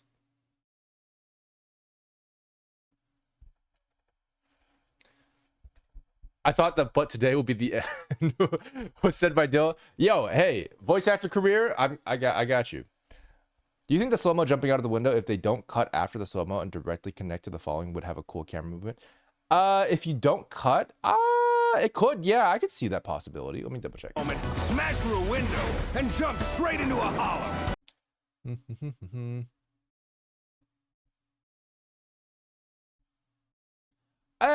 There's some cool ideas there. It's an interesting idea, Slacker. I think if you were to connect these two shots, because I really like this flyby, I think that's pretty valuable to keep if you can, because the forced perspective there is fantastic.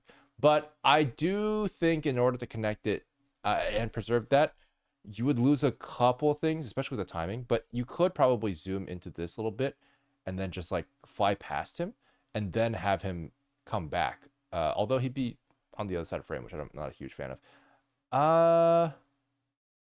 Yeah, otherwise you can go past him and look up, have him fly past the camera and then look down. Might be a little messy. Yeah, it's hard to say because he does fly in from the bottom of camera, and I do like that aspect of it. Straight into a hole. The guys are... Yeah. They're so gay for each other. I would not be surprised. Okay. But yeah, I mean, let's talk about what all three of these have in common. And what they don't have in common. Okay, but realistically, first of all, what does Hugo's trailer do well, and what does it not do well? Like, I think overall, like I've mentioned before with ZZZ stuff, in general, the amount of detail in the animation is incredible. They're moving so many things, right? Captain's already here.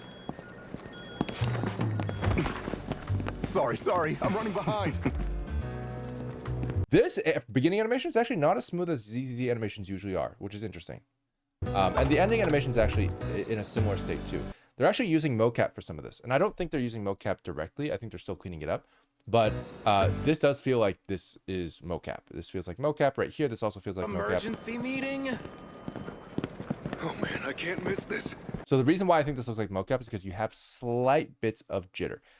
There's a small arc change here on one frame where you get something like this instead of like this.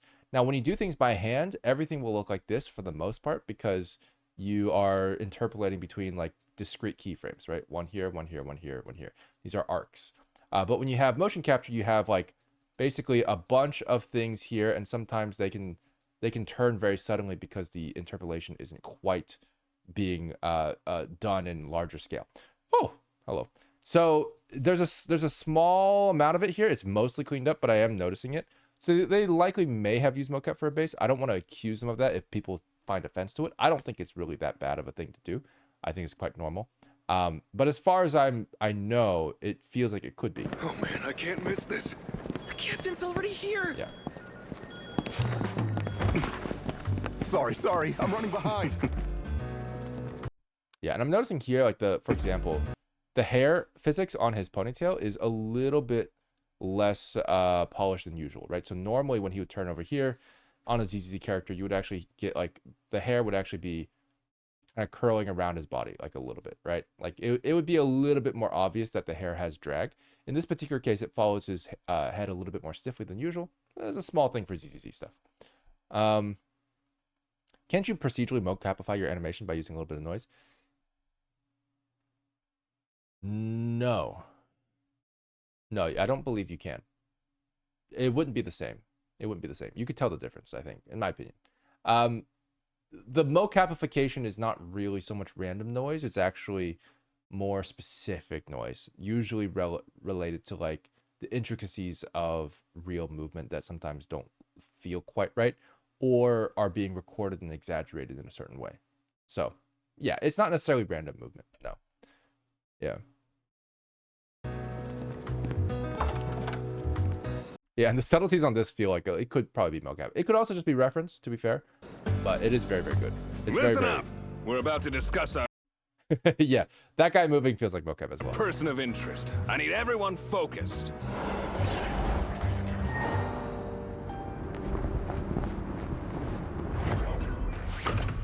Our target this time is the leader of Mockingbird, the infamous Phantom God, the Thieves poses are Syndicate. so good. Cunning and unpredictable, they often infiltrate high society gatherings with disguises.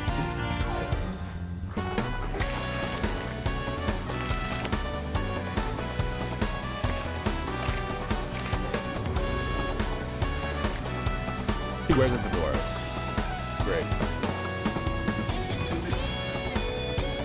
See, that's what I'm For talking every about. heist, That's they some always make a amazing animation. flashy exit, like he's rubbing it in our faces.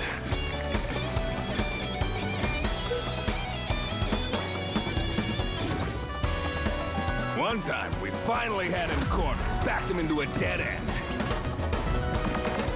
After him! Freeze! But the bastard found the perfect moment.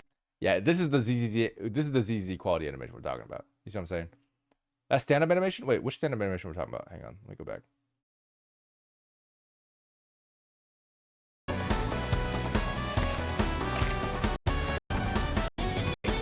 Like corner. After him! Are we talking about this one? Thieves Syndicate. Our target this time is the leader of Mockingbird, the infamous. Yeah, I agree. The reason why the stand-up animation feels so good, by the way, is because of the swagger and the weight. So this is actually something that specifically gives off a more masculine swagger because of the fact that men are typically more top-heavy. Is the leader. So like this like weight shift where he like leans this way and that allows him to lift up his other leg. Like that's kind of how this is happening, right? So he lifts up his other leg because he's a little bit more top-heavy here, and they got that swagger in the shoulders. And then he comes out over here. This is a weirdly shaped leg. Comes out over here, and then as he comes in, the leg adjustment happens, and he's able to lean back onto his proper pose here. And then he goes a little bit further to really get that Michael Jackson aura, dude. That feels great. And it's just barely tipping over, and it's just got that little bit of bias a little bit to the right. So you actually barely have any weight here, and that makes him feel really, really, what's the word? It looks like he's defying physics a little bit, but he's got a lot of casualness, leaning on one leg, and aura. Yeah. Wait, females don't stand up like that? They can. That's why I say masculine. I don't think it's something that is strictly for men. Females can do it as well. And you can see animation where females like kind of draw from that masculine energy. The reason why it feels masculine is because it's seen more often with males naturally, because we're usually more top heavy. Because females actually have a center of mass that is closer to their hips, whereas men actually have a center of mass that's closer to their chest or a little bit, maybe their stomach. So it's biased a little bit higher. And that means that we actually move differently. If you see female walk cycles and male walk cycles, they will look different. And that's because of the balance of the body. And because of that, we associate certain things to masculine or feminine based on that type of body balance. But females can do it. It's totally possible for them to do that, especially with how exaggerated it is. Yeah. And then there's characters like Megamind, whose center of mass is in the head. Exactly. Use it as bait. But yeah. Meanwhile, like this hair is pretty much fully simulated, and there's probably, What the? I suspect They're already in here? I suspect the walking here might be mocap as well. Don't you just love the look on their faces? It's too flashy. This is such a great pose. Relax. Also, does this not look like Genshin Noir to you? Am I crazy? Are they just pulling from Hoyle Fair now? Hang on. Did I spell that wrong? Shout out to Subutai. Guys, look at this. It's literally a guy in a hat and a guy and a girl in an umbrella. Am I crazy? Where's the shot at the end? I don't think they have the same shot. The Abyss Syndicate? There's only problem. It's got the same vibes, I'm telling you. Subutai. Look, it's even the dude. It's the other dude, but it's the dude. It's so funny. Yeah. Yeah, Seth, didn't you work on this? It's so funny. No. Sorry. But leaving so soon. Like, am I it's even got the same ponytail. Look at that. That's crazy. That's so funny. Auxiliary, can I ask a question? Yes, always. I feel it's kind of weird that the way Hugo swipes his hair after the battle, then one frame after the hand is down there with his hat without anything connecting in between. Or am I just tripping? This is during the fight? Oh, no, after the fight.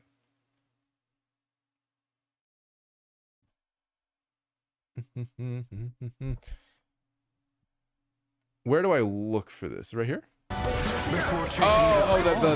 Yeah. That one right here. Yo, you're so right. Well, you're so right. His hand's up here. And then he spawns a third hand to put his hat on. Oh, sure. Oh, you're so right. Hang on, I gotta watch this again.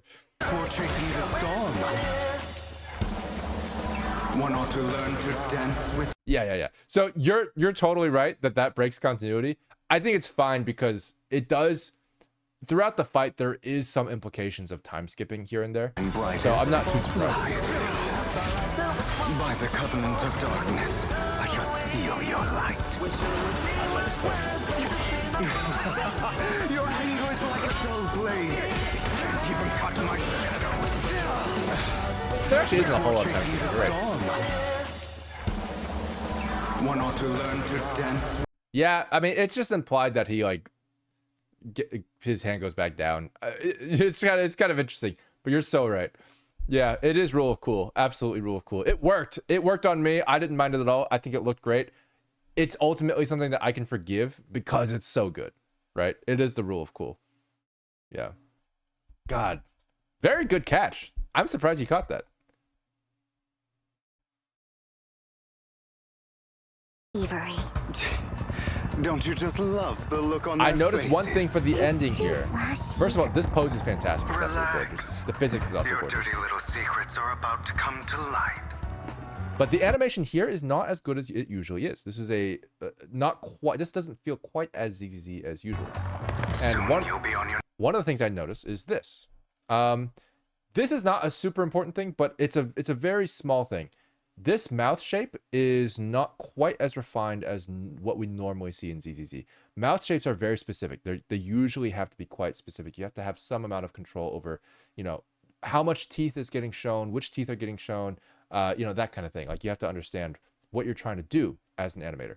And sometimes if you just go by the rig, you'll get a mouse shape that looks okay in theory, but in practice, you start to see a couple of messy shapes in the shape language. And this is an interesting example where you actually see mostly the bottom teeth. You get a little bit of the top teeth, and it starts to be a little bit unclear as to what his actual emotion is because you're seeing the bottom teeth. This is a really good example of like, you know, that meme where it's like that guy who's like smiling and he's like reacting something, and then like, it's like something bad happens, and then he has like the not a smile, but like a kind of like disappointed frown.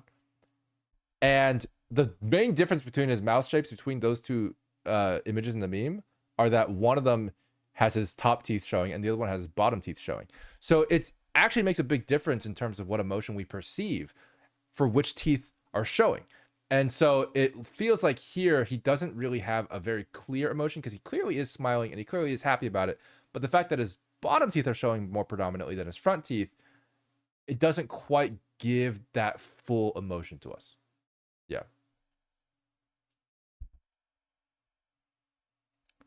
Final Cut Up has the Arknights PV hit the front of the queue yet? Oh, hey, Nelson, how's it going? What's up, dude? Yeah. We were gonna watch the PV. It is currently not on the list at the moment, and we have 2 other videos to do. But if it's not 5 a.m. by the time I watch the other ones, maybe I'll throw it in there. We'll see. I don't know. We'll see. But it's already quite late. But anyway, I resist temptation to send that video. Yeah. There is, let me see if I can find that meme. We'll put it on the screen later. You guys know what meme I'm talking about, right? Surely.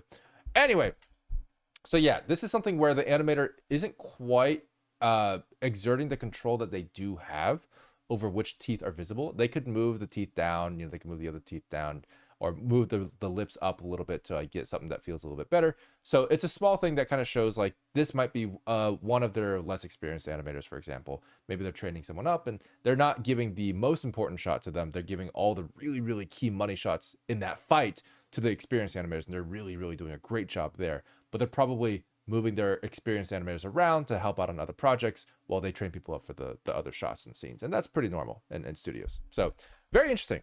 Yeah. Your knees begging me for mercy, hypocrites. Thanks for the entertainment. See you all in the next act. Cool. Anyway, yeah. So very interesting comparing these 3, dude. I will say Escoffier feels more ZZZ than ZZZ did this time around. I do absolutely love the fight scene here. I think Hugo's ZZZ energy comes out a lot during the fight scene. All the stuff surrounding that is gorgeous. His animated scenes are gorgeous. It does go by a little bit too fast, and they are pushing into that realm of like spectacle, right? The animation itself is a spectacle. That's what ZZZ kind of relies on for the marketing. And the animation is a spectacle. It is a spectacle to behold. You don't see animation like this very often. It is a really, really rare thing to see. This sheer amount of talent pouring out of your screen.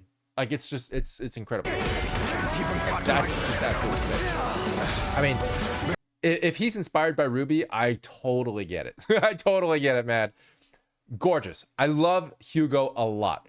They are definitely relying on getting really key moments really, really well animated and distributing the animation quality throughout the video to even it out a little bit. Interestingly enough, Escoffier has really solid animation throughout, right? So every little thing, even down to the finger wag, is so like, look at this. But then, like that is so well animated, right? That's not something that usually like junior animators would be able to pick up on. Like that's something like an extra minute detail doing, what should be one pose into like 12 poses of her like repeatedly wagging her finger. It's a very, very complex movement, especially with how it affects her body movement and everything like that. It's really well weighted. With a refreshing aftertaste.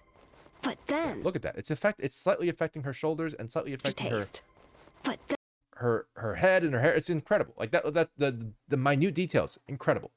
Gorgeous. So clearly an experienced animator worked on Escoffier.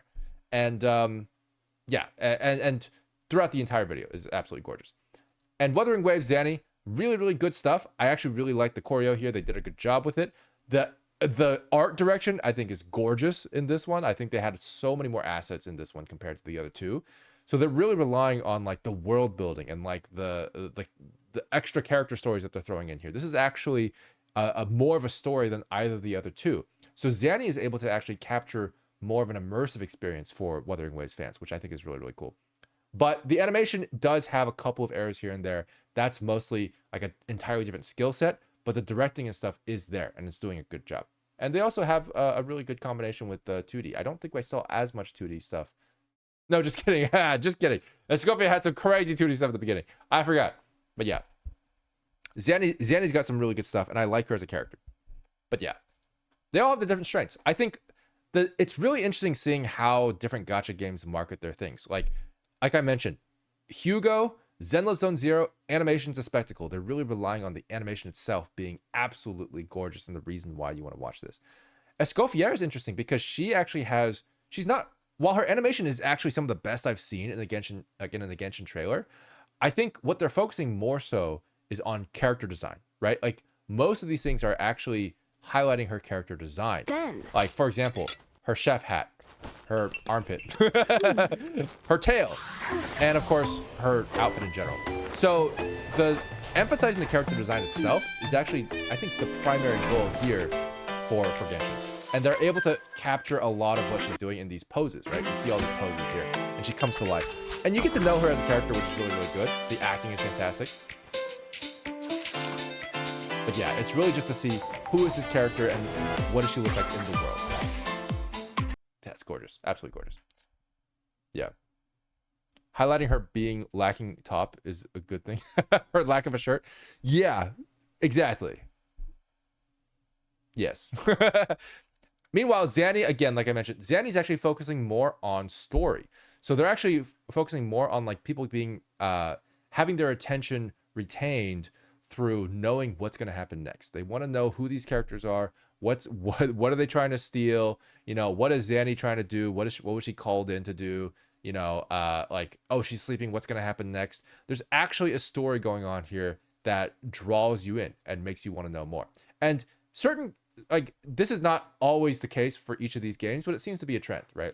I think ZZZ has had a couple really good story ones. Genshin's obviously had a couple really good story ones as well. But in this one in particular, Wuwa is the one focusing on story-based marketing, which I really enjoy personally. So we get basically story-based marketing. This one actually has a lot of music video stuff too, which is a little bit different than what they usually do. But I think the music video stuff is also really, really valid. But yeah, they got different things going for them. It's cool. But animation-wise, honestly, my vote goes to Escoffier. Actually, like as a whole, Escoffier's animation is gorgeous. Hugo has some really, really good parts, but there's a couple parts that fall a little bit flat, so it's kind of evens out. Escoffier, chef's kiss. Yeah. A rating? Do I have to give a rating every time? I feel bad sometimes giving a full rating. Like an actual score? I should. I'm a professor. I should do it.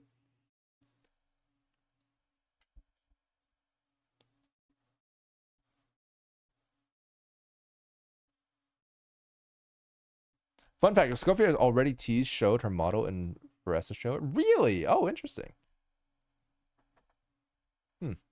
Failed. Yeah, they clearly all deserve Fs. Clearly. There's also a Chinese idiom, working like a horse and an ox. That's so good! Oh my god, you're right. Wait, I should give additional props for that. Yes, absolutely. A Chinese idiom, working like a horse and an ox, inspiring the character designs for the overworked grunts is so good. Oh my god. Yeah. I will say the art direction for Wuthering Waves and their trailer for Zanny is like impeccable. I love the character designs. I love the environment designs. Like everything is so gorgeous. Even the mech designs, which I know are part of the game itself, but the mech designs are gorgeous. Like that's really cool, right? They got all the shiny boobs and shit. That's, I mean, they do.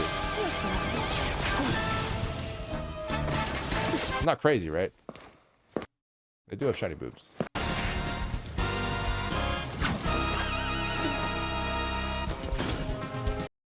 Yeah, they do.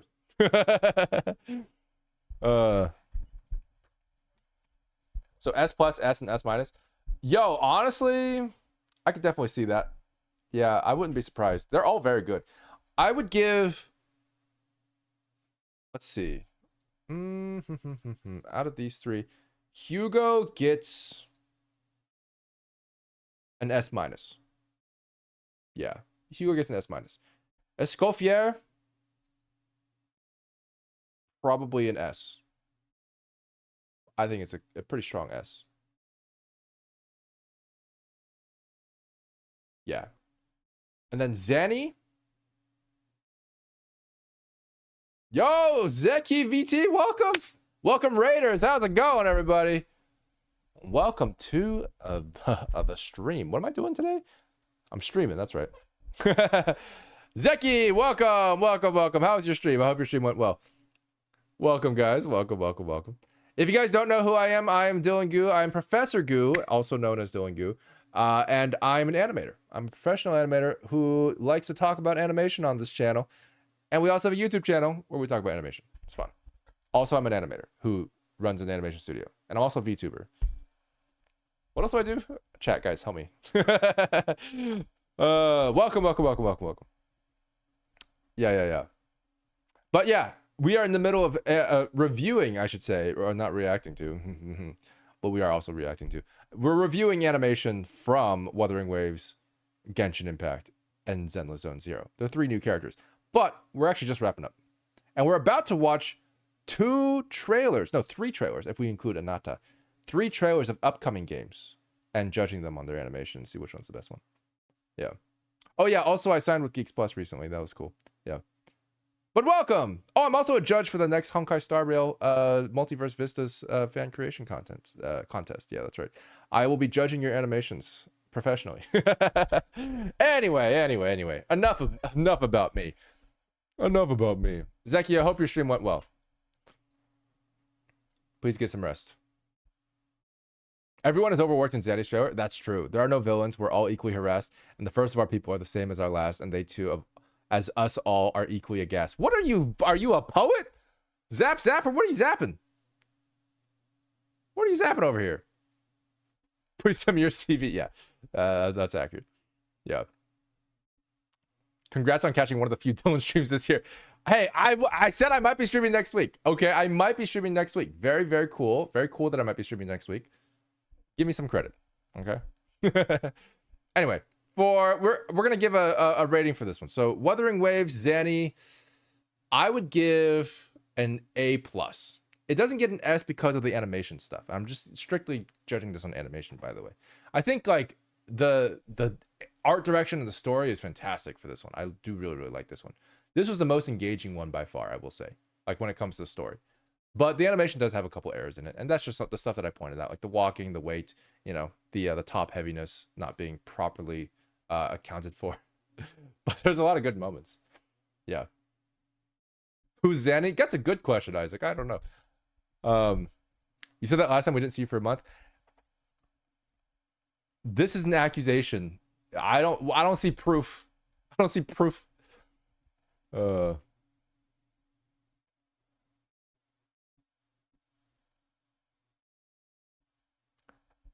decide the streaming does it at nothing o'clock in the morning. That's fair. That is actually accurate. Yeah. Oh, yo, Chuya, welcome. Cool. You guys ready to do a switcheroo? We're gonna check out Silver Palace and Neverness to Everness. That's been Wool's problem since 2.0 trailer. Remember you had the same concern. Yeah, I've noticed a couple things. I think Carlotta had a similar issue with Wuthering Wave stuff. And it's has nothing to do with the directing, right? And like the world building or the art. Like I think one thing that is very, very interesting to clarify is that the term animation can be very broad in a colloquial sense.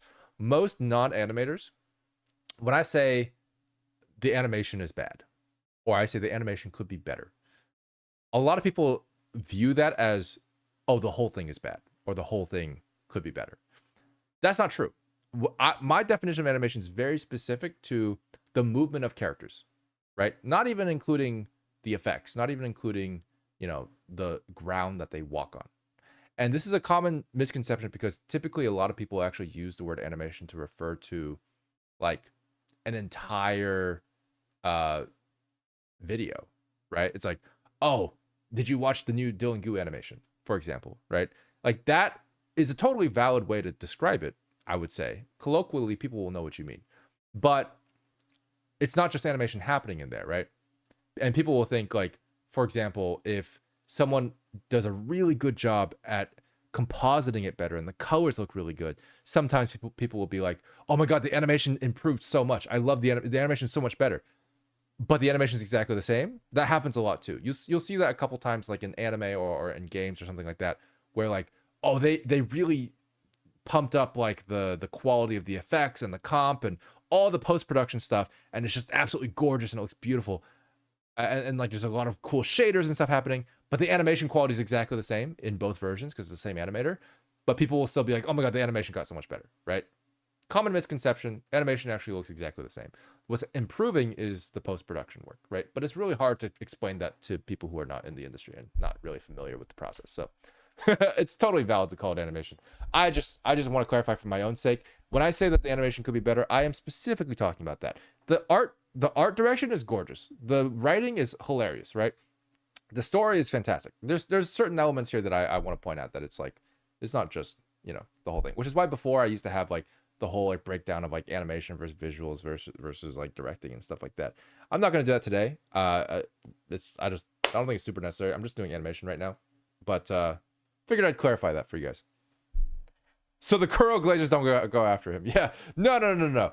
I think it's valid for them to be upset, but I do want them to be understanding of the fact that I do actually like Wuthering Waves. They're a great client. I actually really like working with them. Kuro in general is fantastic. I worked with PGR too. So to be very clear, guys, I don't hate Wuthering Waves. But yeah. When you say the animation is bad, they should delete the video and redo everything. No half measures. Couldn't agree more. I'm just kidding.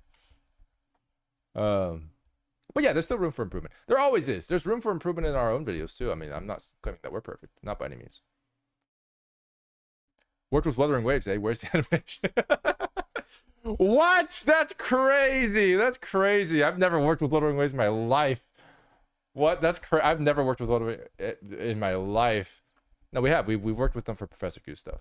We did the Wuwa ranking video, and is that it? Actually, I don't know if we did another one. We've done a couple for PGR now. Yeah. It's like a stuffed lecture hall. It is. Welcome everybody. Welcome to Professor Goo's lectures. We're gonna watch another one. By the way, are lectures usually 3 hours long? Because they're about to be. Oh, I guess they are. It's been a while since I went to school. But yeah. So what we're gonna do now, I don't know how many of you guys are familiar with Silver Palace, but apparently it is pretty hype. I heard that the most of the views are on the IGN one. I kind of want to, that doesn't really matter. I assume it's exactly the same trailer. So we're gonna watch this one on the Silver Palace official YouTube channel to give them the views. But Silver Palace looks pretty good. I saw some clips of the gameplay, so I do have a little bit of that context. I haven't seen the PV though, so I don't know what the trailer looks like, and I'm curious to view how it does in animation. So I'm going to be looking at these three trailers. We're going to be looking at Silver Palace. Excuse me. Oh, I will try to ignore all the Gooner bait. Good luck. But yeah, Silver Palace, Neverness to Everness, and Ananta. And these three upcoming open world gacha games are still not out yet, and we only have trailers to go by. And I'm going to be judging them based on how good their animation is specifically. And just kind of let that inform me on like sort of how much effort is going into the game and like how much love might be pouring out of it and what we might actually see in the end result. This is all just basic ideas. I'm not going to claim to know anything more than that. But from what I can see on what they do, I will try to tell you which one I'm the most excited for. No in-game animation. I suspect there will be, though. I think most of these have in-game animation as part of their trailer, because that's kind of the point. I don't think any of them have custom. Wait, is the PV for Silver Palace not in-game? I assumed it was in-game. By animation, do you mean the comp effects? Yeah, that's yeah. we have we have a timeout gun where we shoot people in the head when they say that. I'm just kidding. The Victorian era is pretty hype. I do like the Victorian era a lot. Yeah. Similar to Arknight's Enfield. True. Arknight's Enfield, do they have a trailer yet? I don't know if they had a trailer yet. Maybe they did. But yeah. Which jiggle physics are better? We could have a separate score for jiggle physics later if we really wanted to. I could probably put that in on. I could probably put that on the rubric if I wanted to. But we're gonna start with Silver Palace. Actually, I kind of want to start now. We're gonna start with Silver Palace. I think that's fine. Yeah.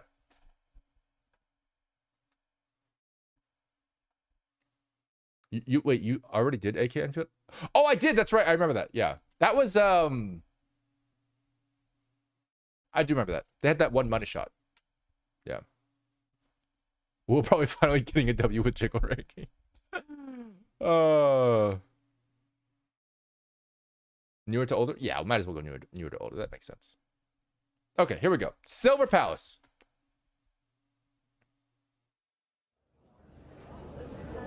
We have a big case on our hands. Dozens are dead, burned to ashes. Right. Risley? Sorry. Sorry.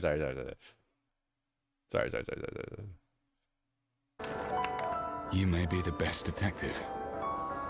But Sylvania isn't the best city there is. Interesting. So their shadows are actually painted on. So this is a interesting technique because it does actually work pretty well from these angles. But the nose shadows are painted on. Or if they're not painted on, they're actually just like a mesh or something on the, like an extra little thing slapped onto their faces. So it's actually kind of static, and it does kind of follow their face. I notice it here for this guy.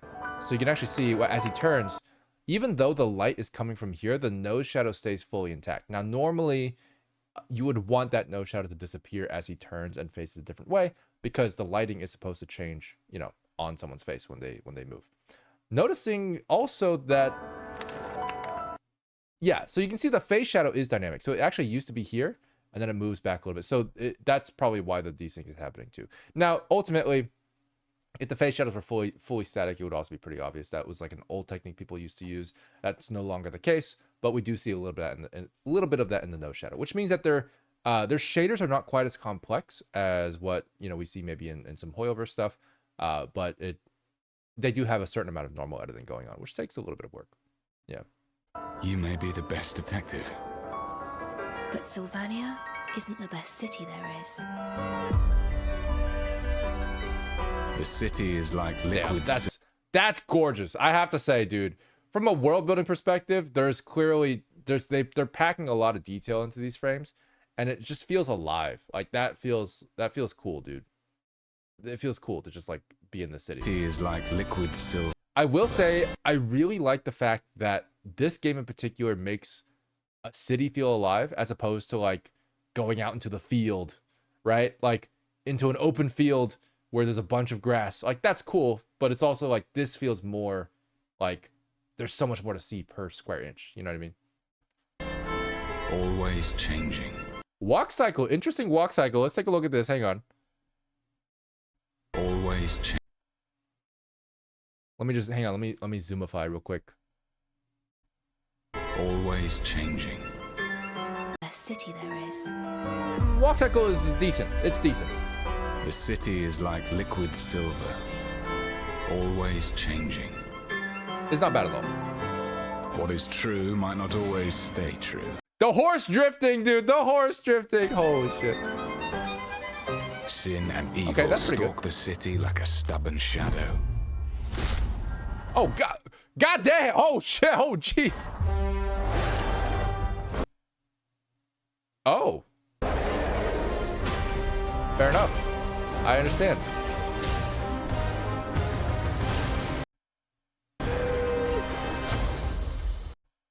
Was that an ultimate? That was an ultimate, right? So real quick, roaring guys, if you want him to feel if you want him to feel like he's actually roaring very, very hard. Oh, we got ads? All right, I'll pause for a second. All right, guys, this is when we say make sure to subscribe and use that Prime sub, except everyone who needs to hear that right now can't hear me. How would you improve the walk cycle? I could tell you how I would improve it. There's one thing that I would change. Most of it is actually quite good. I do like it, but yeah.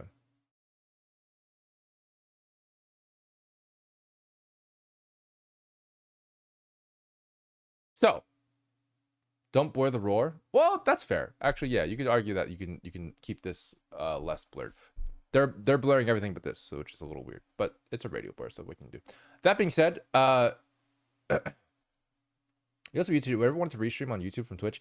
Oh yeah, I did think about doing that. I should probably do that, and I'm just really lazy and never changed my ways. I'm just being honest, guys. I probably should do it, but maybe one day we can actually stream on the Professor Goo channel. That'd be kind of cool.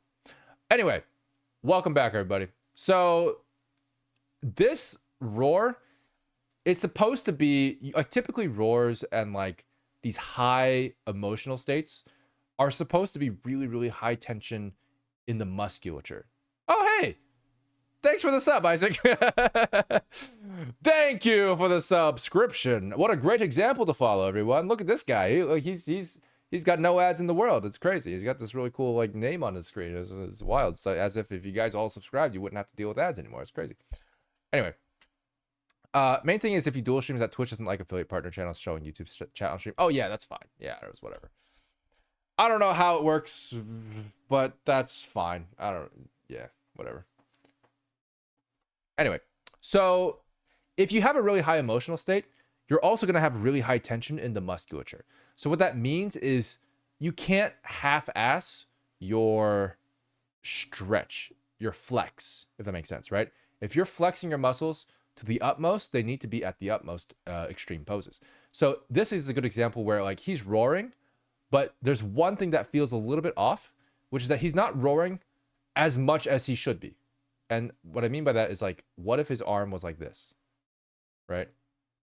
Now suddenly you push that shoulder back. Now he looks a lot more like he's stretching these pecs. He's like really pulling his muscles back here. Like he's flexing, right? He's got his biceps flex as well. Haps can't read. Hey, thanks for the sub. Thank you. Appreciate it. Actually, that's awesome. Wait, 6 months. Yo, dude, that's great because I'm going to be streaming next week. So you're really going to get your bang for your buck. It's wonderful. I'll be streaming every week for the next 6 months. Did you guys know that? All because Haps can't read actually subscribed. It's crazy.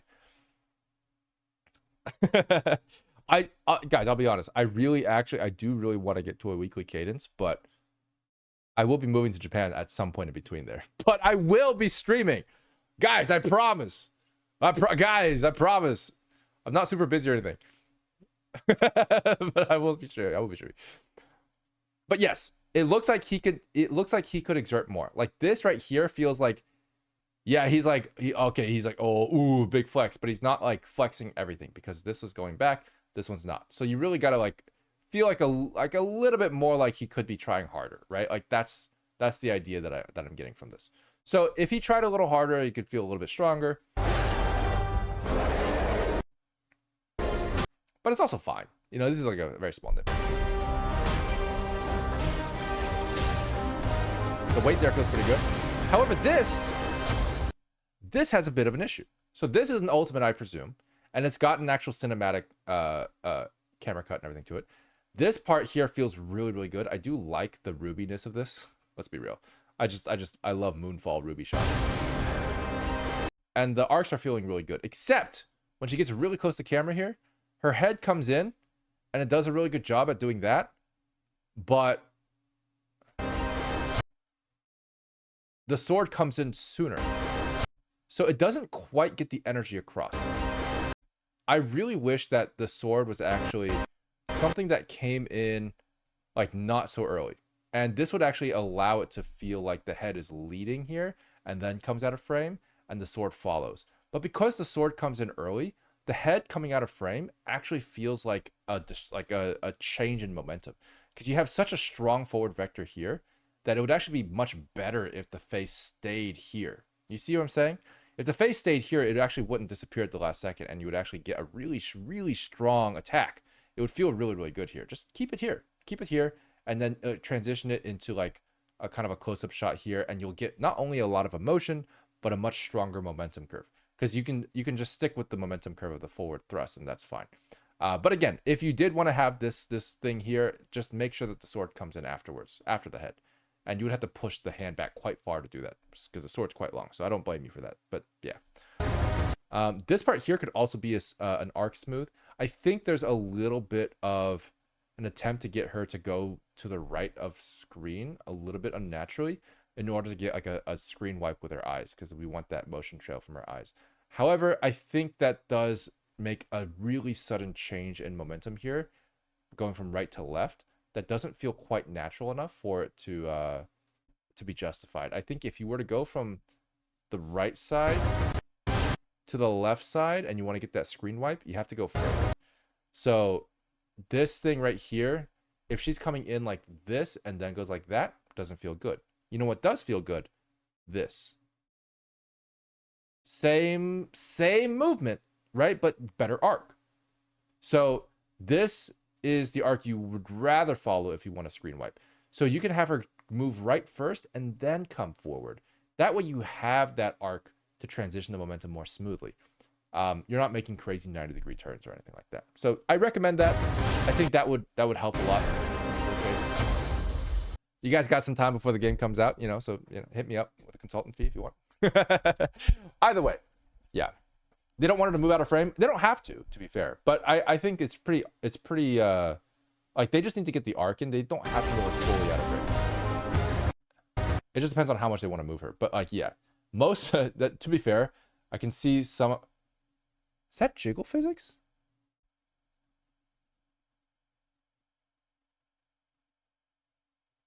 Sorry, I got distracted. There's this is a fun fact. Sometimes you get jiggle physics on girls wearing vests and jackets, and the weights get a little crazy because the vests are glued to her boobs. Right? Like they're basically glued to the boobs. And it's a common thing with games, especially because texturing is so expensive. You don't want to have like a different layer, right? But like that's not how boobs work in real life. That's just like the vest is on top of the boobs. It's not glued to the boobs, but it is glued to the boobs here. It's just how it goes, and it's fine. It's a limitation of some video games. But yeah, in theory, technically, I guess the boobs, if the boobs actually moved that much and they didn't get confined by the vest to a reasonable amount of movement, that boob would just pop out. I'm just, guys, like it would just. We're gonna move on. So I'm trying to ignore the Gunnar bait. I'm trying to give you a reasonably educational take on this game. Come on. I'm genuine here. All right, what else we got? Ooh, very cool. I need an assistant. I'm Alf. I'm here for the interview. It's cute. You shall become my knight in her stead. That's interesting animation. Good weight on the claymore. Look who it is. Ooh, look who it is. The boy with slightly off-center weight. Look who it. The balance here is a little bit off. I mean, it's fine, but like, cause it's a little bit more. But like, if him going up this high at this rate would topple him over in theory. So he's going a little fast for his age, for his stature. It is. But it's fine. You're not welcome in Sulfernia. Oh, that's good though. Look at these curves. Damn, this close-up shot is gorgeous. Hang on. Different animator? Probably different animator. Maybe. Who knows? It's Aether. Look who it is. Look at the curves You're here. not welcome in Sulfernia. That feels so good, dude. Do not talk to the detective with that tone. Really good smears on everything. What are you gonna do? Oh, damn. Okay. Wait, I'm actually super impressed by this. I wasn't impressed with the ult, I'm gonna be honest. Talk to the detective with that tone. This animation's really good. What are you gonna do? They got a they have a really nice settle. By settle I mean like the animation that happens after a pose, right? So they have a really nice settle going on here, which seems like it might be indicative of the game's style to some degree. Whoa. Mood change. Besides fire, there's another way to turn the skin Ooh, black. The get up feels really good. You know what it is. That was very balanced. But it's just too peculiar. I like the story here too. Wait, that's so good. Wait, I love this. Wait, that's so dramatic. The directing is so funny here. Like, I don't think this is intentionally supposed to be so. That's so good. Okay, I gotta keep watching this. I gotta figure out where this is going. The animation is actually so good there. Oh my god. Yeah, they're showing clips from the game. These are cutscenes. This is fantastic. Oh, great poses. I love the poses. The clock strikes 12. This is the night. Yo, that feels like an illustration. This is a very impressive model here, I will say. This is very good. The eyes in particular have a really good fidelity to them. The eyelashes could be facing forward a little bit better, but that's a small thing. Where everything ends! That's very pretty too. I think it's interesting because like someone mentioned that this game kind of screams Unreal Engine, and I agree. It's very UE5 energy, but they've taken that aesthetic and they've applied it actually really well to the anime aesthetic, in my opinion. They've done a really good job with it so far. Like, it feels like they're adding the proper amount of Fresnel to things, is how I would describe it. Like, Fresnel is a really important thing in anime illustration, not so much in anime, and they're leaning more into that aesthetic, and they're doing a pretty good job at it. Like, this feels good. They're highlighting every bit of rim light they possibly can and getting all the detail. Despite the fact that this is so busy, I can still tell where the horses are. Like, that's a really good testament to some amount of like of design and comp that's happening here. I like it. It's good. Admit it! You don't have what it takes to be the bad guy. The horse has wings! Oh shit. Oh, that's sick. Damn. Oh god. Oh, I thought you were a cute anime girl. Oh god. Okay. Oh, a little off balance. Interesting run cycle. Fairy tales mean something else. Let me go back to this. So right here, this feels a little bit strange because she's definitely toppling me over right now. The topple over here should be a little bit more like, she should be moving more, if that makes sense. Like not downwards, like not falling more, but in order to not fall over in this moment, like the only way you're in this pose and you don't fall over is if you have a lot of momentum going this way, and she doesn't. She's going the other way, right? So then the only other way that you don't fall over is that you catch yourself from underneath and you continue having momentum this way. You continue having momentum this way until you fully upright yourself, and that seems to be what they're going for. But she's not moving quite fast enough to catch herself. Eventually she does, but yeah. Small thing for the run cycle here. This is a common thing for games in general, but like just to keep the upper body still, they basically constrain the hip a little bit, and then the run is only happening in the feet. It's not quite ideal. I think ideally you do actually see the hip move up and down a little bit, and you have that showcasing some amount of momentum, like up and down bob in like the sword and like the other physics and stuff like that. That's to me a more satisfying run. This is a little bit more of a cheaper kind of visual for the run because it works for gameplay but doesn't quite work for art and animation as well. But it's could be an unfinished game. Fairy tales mean something else. I'm seeing some gorgeous animation of this. The cutscenes look absolutely amazing. This is really cool. That is so cool. Holy shit. We're gonna see this in the game? That's insane, dude. Oh my god. You are the author. I'm no longer a detective. That's badass. That was sick. So why are you still so... What? Okay. Huge shout out That is a ballsy move. So putting your hand on frills is not the easiest thing to animate.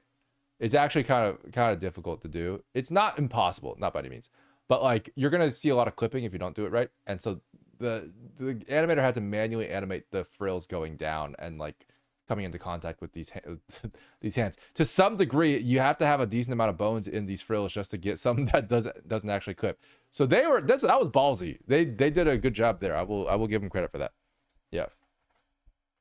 Oh, excited. I wonder if actually, because it's Unreal Engine, it might just be really good cloth sim. I think about it. Hang on, let me try it.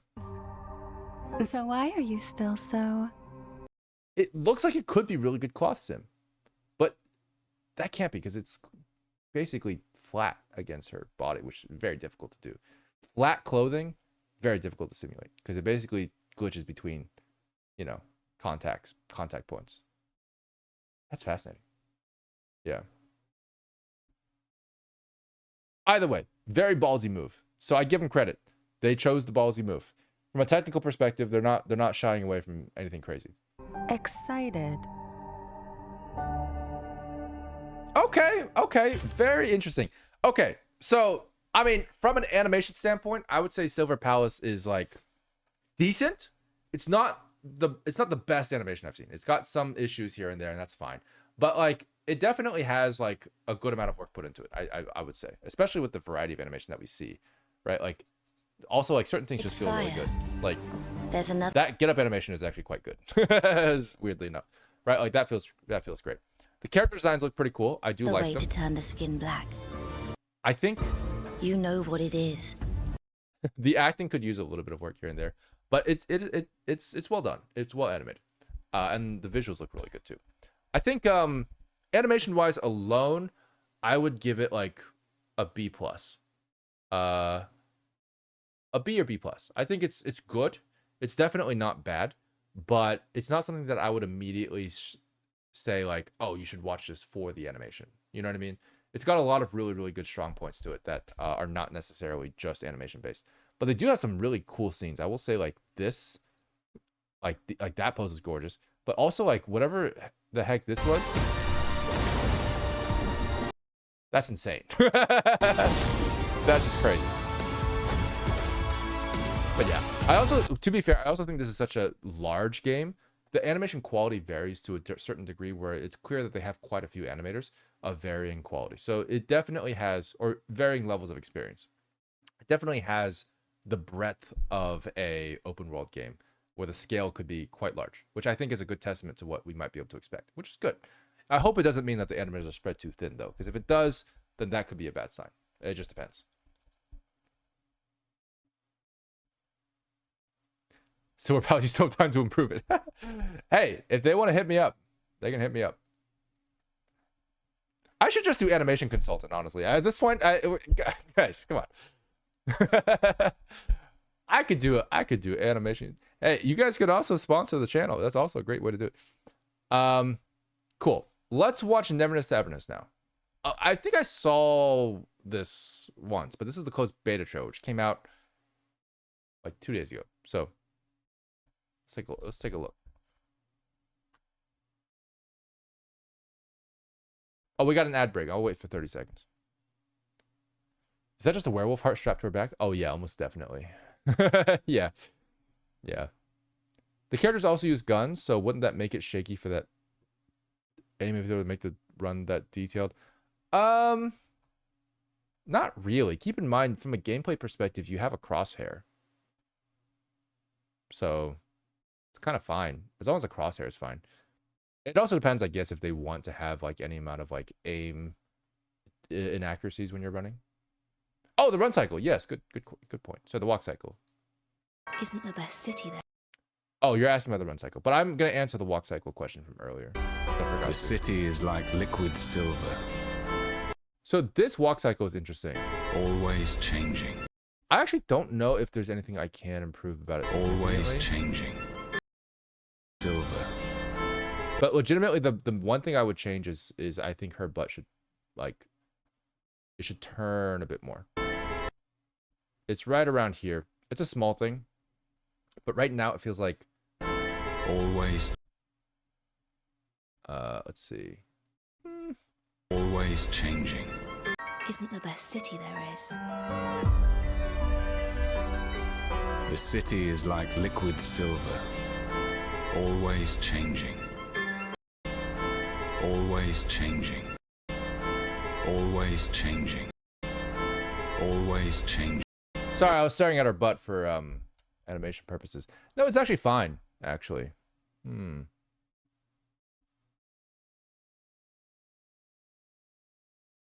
Yeah, it's actually fine. I did a professional analysis, and I think it's actually fine. The yeah. Liquid silver. Always change. Oh, I see what threw me off. There's a slight arc that goes like this in the center of mass, but it's very hard to notice, so I don't think it's actually a huge deal. Always. It might even be like either a mocap artifact or a video game artifact of just like the terrain itself like glitching out a little bit and stuff like that. It's very, very small. Yeah. Cool.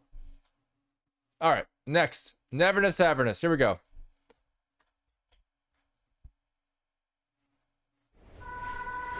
Whoa, paper airplanes. That's so cute. This feels very ZZZ. Like the amount of bloom that we see on this feels like Zenless Akira. And that character feels like Zenless.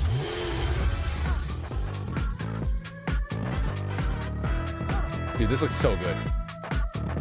Interesting.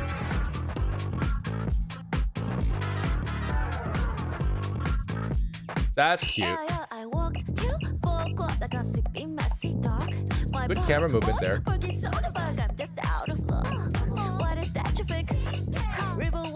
A little much on the camera movement there. Oh, that was not bad.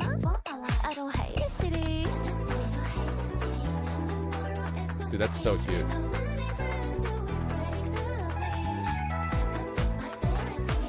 That's really good. Wait, okay. I'm getting into this. All right, take a look at this. First of all, the city looks gorgeous, so I gotta give props there. It's got similar vibes to Silver Palace, where they're really keeping the city alive. This one probably even more so, in my opinion. There's more things happening. They have a little bit of credit here for the smears. I don't know if it's fully justified because he's not really moving that fast, so that's an interesting perspective. Like they're emulating the anime style, in a way that is definitely in the right direction, but they're still lacking in a couple things here and there. One thing I'm noticing here for this thing here, I think it could have been nice if we just went back a little bit more, right? For that extra wind up, just a little extra wind up, slightly extra wind up would feel better there. So I'm noticing that there's a bit of a lack of the extreme focus there, which could make that feel better.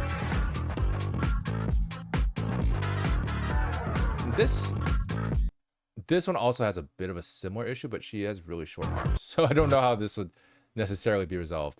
But she could have her hand back here, right? And like it could be suddenly so much more dynamic if she has a more extreme pose.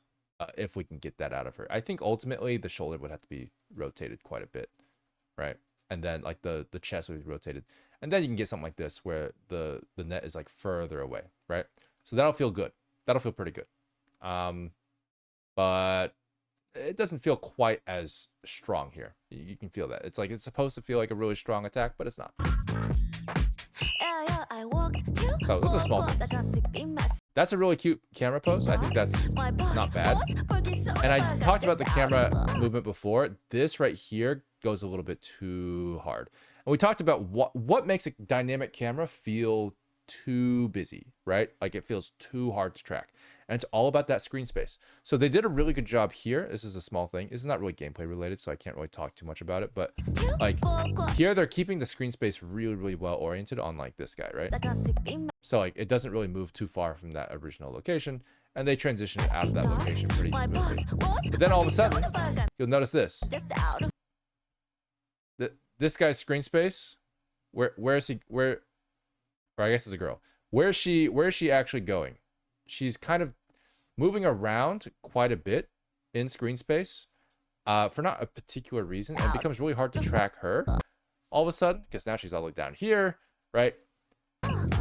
And then she comes into frame all of a sudden. Like, it's really hard to track her, and therefore I don't really know what to look at in this scene, which is unfortunate because there's a lot to look at. So it'd be really, really nice if they just kept that a little bit more smooth, and we'd actually be able to focus on like the city. You know what I mean? But we didn't. That's cute though. This is a really good indication of like really strong balance there in like the weight, because like that feels like a really, really good animation. I do sense it could be mocap. Definitely could be mocap. I don't blame them for using mocap on this game with how large scale it is. So I fully expect them to use mocap, but I think this might be hand animated. Maybe. Could be.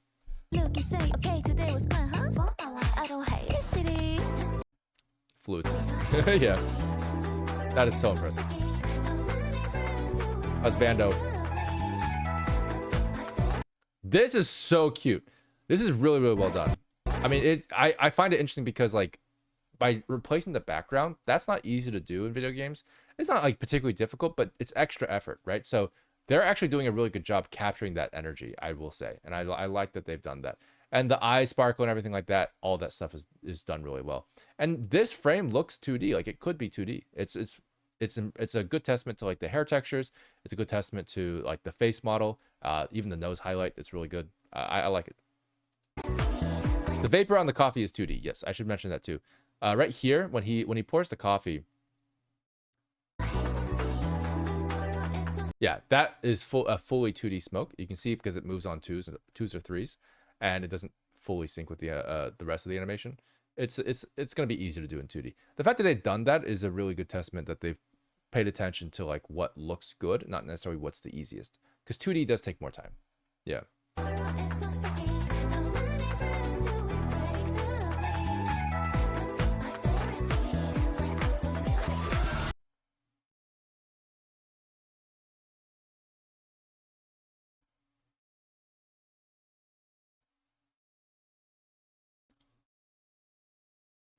Oh, those look pretty heavy. Guys, that was a lot heavier than I expected.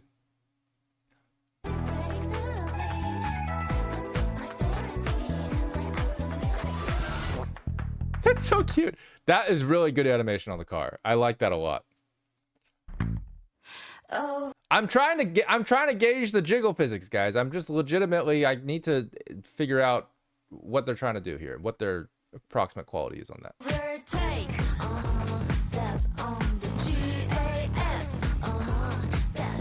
I like the music.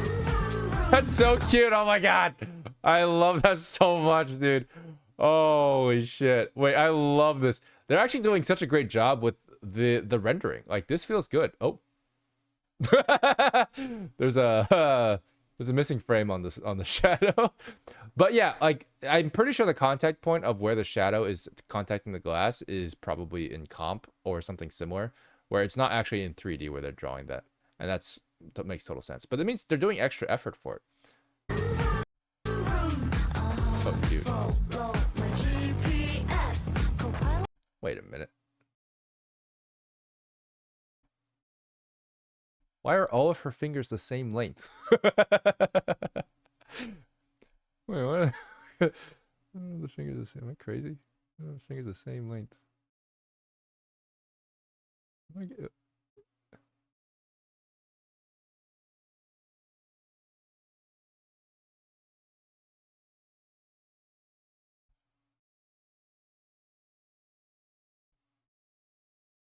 There we go. That feels better. Oh, my bad. I didn't mean to focus on that. It's not too big of a deal. I'm just curious why that happens. I don't know. Whoa, that's cool. Shark tunnel.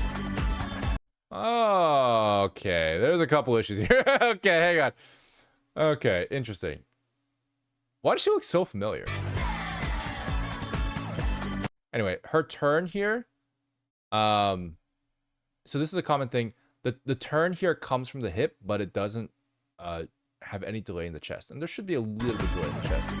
So also she has, this is like the one instance where like not having jiggle physics here is actually a detriment because guys, she's very large chested.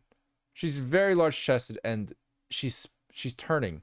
Turning is like, there's going to be a lot of momentum shift with turning, a lot of it. So like, it kind of has to move if you wanted to move that fast. Yeah. So there's a couple things here that like, her chest and her hip should be moving at slightly different times. Like she should be starting to walk before she fully looks over in that direction. Things like that. So that could definitely be a little bit more smooth. Yeah. Man, she'll kind of mannequin-y. Yeah, a mannequin is a good, yeah. I'm looking professionally, okay? Yeah, you can even see her sudden stop here as well. Like she turns and then she suddenly, like her vector just kind of, her force vector just kind of stops. Right there. You see that? She's like, boop, boop, boop, boop, boop. She stops rotating. But yeah. I did not suffer 6 months of chest weights. Listen. I'm so sorry. Just kidding. She also doesn't have reflection. Oh, wait a minute. Is that true? Yeah, you're so right. She doesn't have a reflection at all. That's so funny. Yeah, they should have at least faded it out or something. But another thing I'm noticing here is that's also not how people cross their arms. This is something that like might just be in the model, to be fair. Maybe the forearms are too long, maybe. And she does also have a very large chest, so she's going to have to get around that a little bit. The more ideal pose for this, like even if she's got her shoulders hunched like this, like should be something like so. And it goes a little bit closer to the body, and she's going to have something that feels something like that. Technically, this is supposed to be tucked in, but that's a small thing. But yeah, something like this would feel a lot more natural, right? And even if the boobs come out, they might sometimes, like for a girl who has a large chest, you're going to have to work around them when you cross your arms. That's just a reality, right? So you can't just put your arms kind of like in front of them. It's a little awkward, takes a little bit of effort because your hands they do have weight to it. So you want to drop them down as much as possible. The shoulders going up means that they can't drop down as far, but you do want to drop them down, directly down as much as you possibly can, so they can rest on your stomach, because that's really the main goal. You want to rest them on your stomach. Yeah. And crossing your arms is very difficult in 3D because you get a lot of clipping and stuff like that. Like you have to parent the hand here, and you got to do that. So in my experience, what I'll say, like generally speaking, this is a very common thing to be like, don't ever do, we can't have clipping. Clipping is very, very bad. And then you end up with a pose that doesn't have any clipping, but it has a really, really awkward pose. And this stands out more to me than clipping does, personally. That might not be the case for everybody. I'm a very unique person in that I care about this stuff. But in my experience, just allowing clipping makes the pose amazingly better. Like so much better. You just kind of like, it just kind of is fine. And people will kind of forgive it because like it looks right, you know, and it's like, whatever. That's my experience, personally. I don't know if that's the same for everybody, and nor like obviously for different productions and stuff, they might need certain things to be exactly correct or whatever. But yeah, figuring out how to get something to work like this without clipping is difficult. So I can't really fault them for it. But it's a good example of why it looks kind of a little off is because of that, most likely.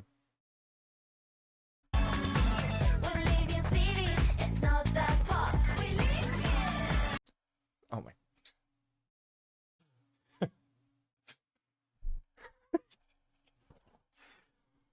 This and Zanny, dude, they just have to walk directly into your face. Like, is that really necessary, bro? Oh my god. Let's watch it again. just to confirm that actually happened. Yep, that's crazy. It's wild how that happened. It's actually crazy how they... Anyway.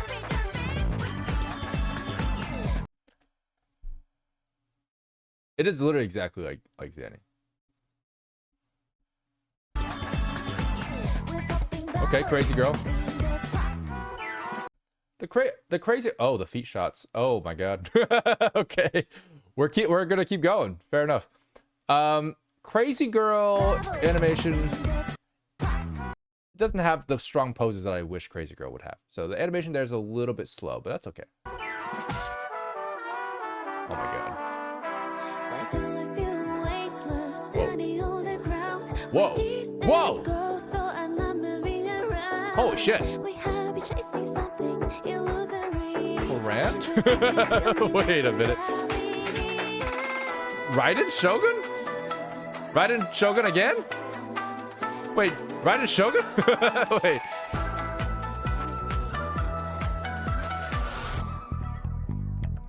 Wait, is that official? Sorry, I'm going back. I'm going back. Okay, I gotta go back to a couple things.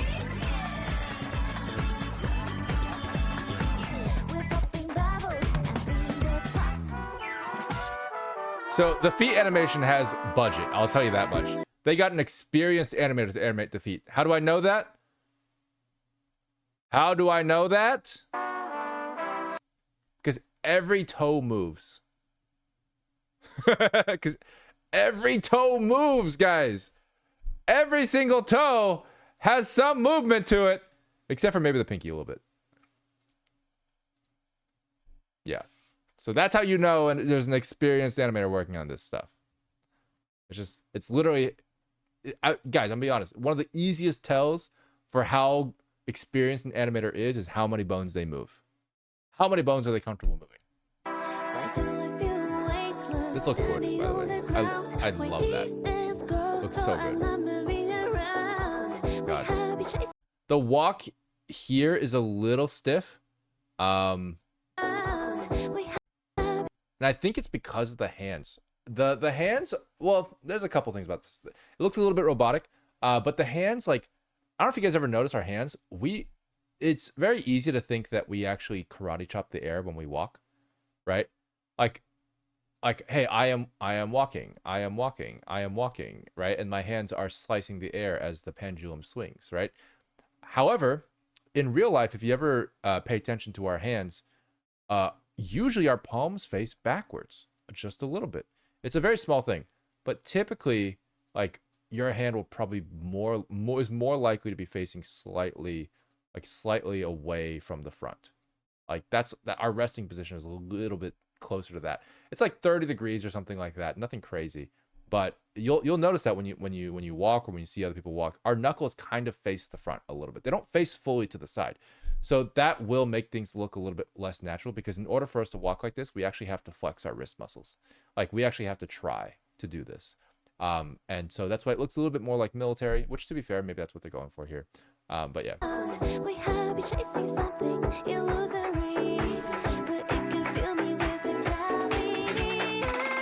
That was cool, I will say. I thought that this is sort of unacceptable to not move a bone at all if it is visible, especially in studio. Don't you guys check for this stuff? Oh, no, not at all. No, it's totally acceptable not to move a bone. In most studios, no one's going to be like, oh, you have to move a bone. This is specifically because usually there's like hundreds of bones, right? Like, so many different physics bones, so many different tweak bones. Like, there's plenty of bones that exist. And I want to be very clear. We're not just talking about human skeletal bones. Like, the main bones, like the femur and the hip and like the radius or whatever, like the wrist, the hand, the fingers, all of these bones typically are going to be moved by most animators, right? But maybe not all the fingers. Maybe, for example, maybe not all the toes, for example. Like, most people won't touch the toes in any other shot, right? Obviously, they don't need to. The toes aren't visible. But even if they are visible, they sometimes they don't move them, right? In the same way, there's also other bones that don't belong to the skeletal structure that actually tweak the animation more finely. And that's where you get the tweak bones. That's where you get the physics bones. Shoulders are also a good example of this, in my opinion. Shoulder bones are very often ignored by amateur animators. And that's not because they're not part of the skeletal structure, but because that's one of the things that you can do to push emotion and poses beyond the base pose, right? But you can achieve most base poses using like the skeletal structure bones, and that's fine. Other tweak bones include just like breaking the bones themselves. So sometimes you'll have a tweak bone in the middle of the forearm, even though our arm can't do that. That's how you get smears in ZZZ. So someone pulls the arm out from the middle where normally it should be straight to bend it. That's a bone that most people don't touch, even if it's in the rig, right? So we have a bunch of, like, if you're just doing an acting pose, you don't want to touch the tweak bone in the middle of the forearm. You want to keep that forearm very straight because it's an acting thing. But if you're doing like an action thing and you want to do a smear, you have to touch that bone. So there's plenty of bones that you're not supposed to touch in certain situations, and plenty of bones that you should touch in other situations. The people who are the most comfortable at towing that line at being like, oh, I can touch all these bones without making it look off or weird. Those are the experienced animators. So it's not, I say as a general rule, the more bones they use, the more experienced they are. It's true. But the caveat to that is not so much use more bones, but it's more so the fact that they're able to use the right bones at the right time and make it still feel good. That's what makes it experienced. You can't just move a bunch of random bones and expect it to look better. That's not how it works. But thinking about it in that way can help. If you're like, oh, well, what if I did move this bone? Would it be better? Yeah, I would recommend practicing that mindset. But yeah.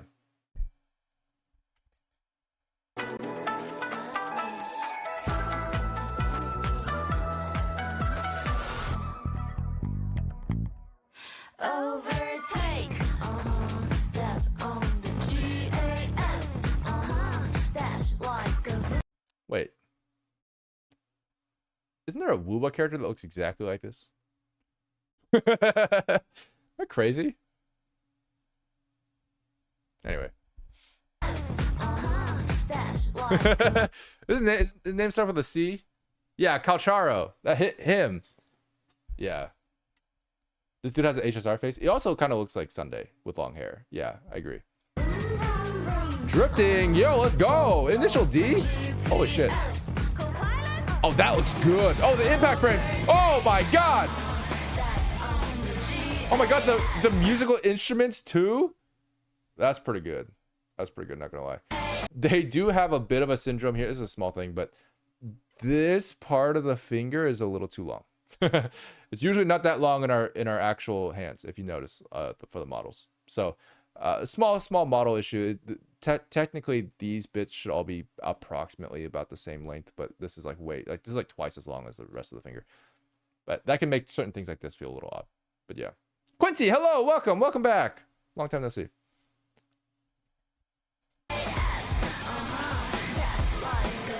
Ooh, gameplay. Oh, that's pretty. Right now. Jumpy. I like the guitar playing animation. It's pretty good actually. It's not easy to animate that. It really isn't. Ooh, not bad at all. I really like that last pose too.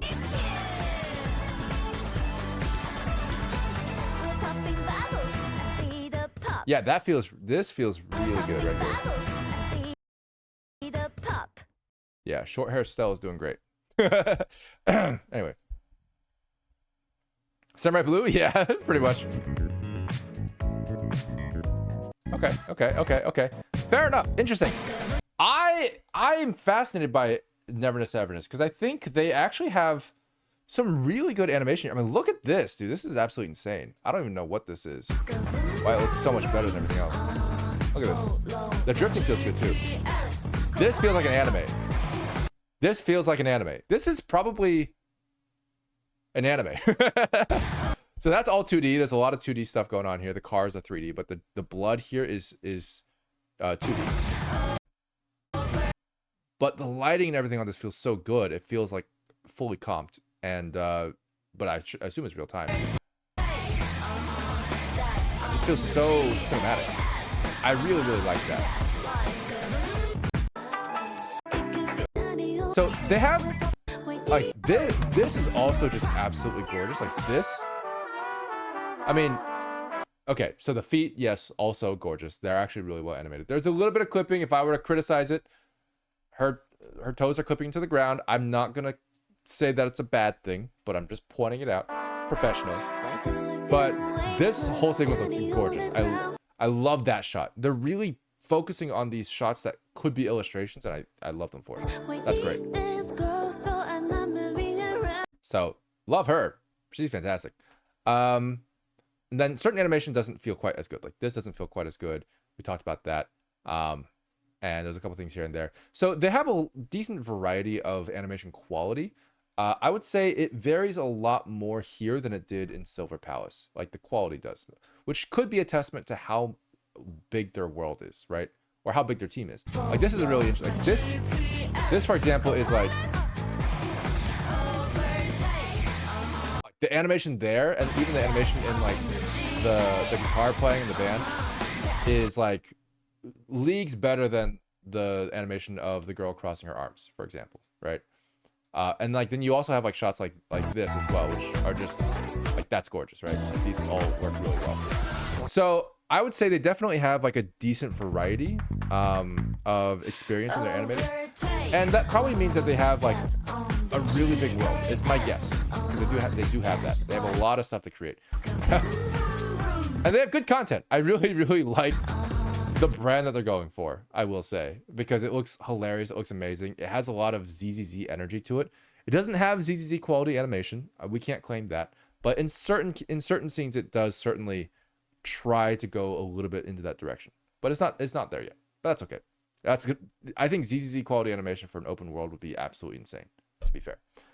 But yeah, Eye Patch Lady's hair feels weird, maybe too much. Are you talking about Corand? Hang on. This girl? We have you chasing something illusory, but it can fill me with vitality. Yeah, so there is a small issue here. It's not really a big deal. But so this part of the hair moves so much more than this part of the hair. This is just a simulation thing. It's not really an animation thing, so I can't really fault it. But yeah, this is probably what you're noticing, Ren. Yeah. The reason why this happens is because in game engines you can define the wiggliness of certain bones in a chain. So like if you have like let's say that there's like 1 2 3 bones in the hair chain, for example, is what I predict, then like this bone was probably set to be like super wiggly, right? Maybe like like 2, right? 2 times the amount of wiggliness and sensitivity to gravity and wind. Whereas this was probably set to like 0.5 or something like that, right? 0.5. And then you get this to not really move that much. Maybe this is 0, I don't know. And then this is like moving way too much, right? Like maybe 4 times as much as the rest. So it is just like a settings tweak. You can tweak a little bit more, but it's not an animation tweak. It's probably tweaked to make that look as good as possible, which is the win part. But yeah, fair enough. You know, she's got a lot of eyes for an eye patch lady. There's a lot of eyes to make up for. She's compensating much. You know what I'm saying? Anyway, I rate this animation 0.8 ZZZs. Pretty good. that is relatable, Zap, man. I love that. I'm only comparing it to ZZZ because it is a very similar genre. Like they're going for this like fantasy like urban fantasy kind of modern world. It works. Yeah. So fair enough. Bro should react to Alien Stage. Dude, I don't know much about Alien Stage. I've seen it around. I've seen clips. I haven't seen like a full episode. I don't know what to expect from it. But as far as I thought, it was mostly like, I thought it was mostly stills. I didn't know how much animation was actually in it. But I would love to watch it because it looks gorgeous. I know that it's very, very good. I know that it's like very, very sad. So I've been saving it for a special day, but maybe one day we do. I'd like to do like, especially when we do like an indie animation thing. I think Alien Stage would be on there for sure. That'd be great. It'd be awesome. We should talk about it. But yeah. Ananta, it's time. We're gonna watch this again. So for clarity, I've already watched this before. This is 5 months ago. So we're gonna include this in the 3 that we're reacting to for the trailers. But I'm just gonna watch it again to see if there's anything else I can comment about and compare them ultimately. Which one I'm most excited for. Wake up, sleepyhead. The wildest city's coming right up. Good lip sync. Holy shit. This is the first one with actual lip sync. Well, that's not true. Silver Palace had lip sync, but this one actually has phonemes from English, which is pretty good.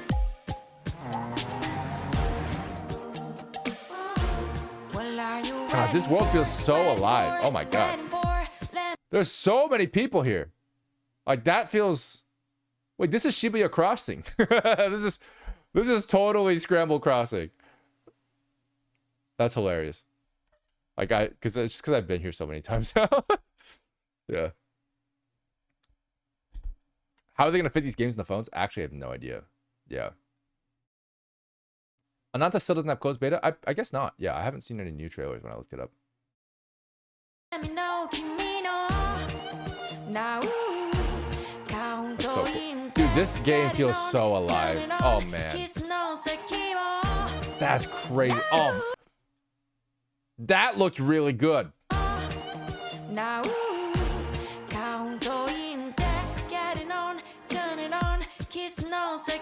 So obviously, just to be very clear, like the NPCs are mocapped, and that's totally fine. This is very normal. You're not going to be able to get enough animators to animate 100 people in the background. So to be very clear, NPCs are totally mocapped, and you can kind of tell. It's very obvious that they're not hand animated. Not in a bad way. They look great, but yeah. That, on the other hand, is hand animated. So this is gorgeous. This is something obviously you can't mocap, but like I love the breaking of physics here. They've done actually a really good job with it because it feels anime, right? This is not something that like follows the rules of physics, but it does follow the rule of energy flow. So the energy flow of this volleyball going into her and like getting absorbed into her pose here, it's almost as if she's freezing in the air in order to transfer the energy back over. And that's why it works, right? No! And this pose is actually fantastic. This is like very high Q. Like that's gorgeous, right? For many reasons. This does feel very ZZ, but more colorful. Yeah, I agree with that too. The GTA 6 shot? Wait, are you talking about the beach one?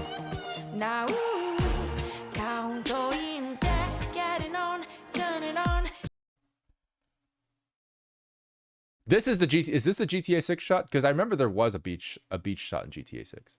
That feels great. This is also so cute.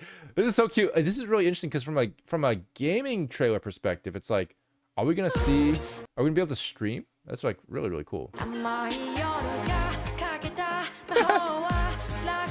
it's a cutscene. It's a cutscene. Yeah. So the acting in this is actually just gorgeous. Like that is just hilarious, right? The animation, everything here is so high quality. Look at this. You guys notice this? She's eating the burger and they actually puffed her cheeks. This is a small thing, but not every game will necessarily take the time to do that, but she's actually puffing her cheeks, right?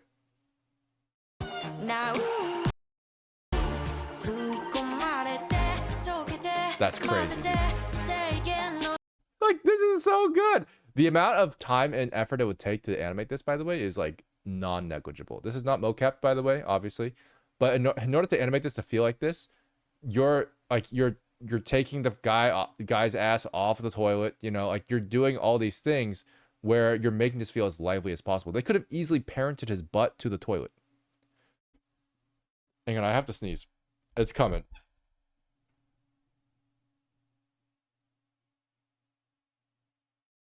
No, I'm good. Psych. Okay, anyway. Is it? I don't know. I can't.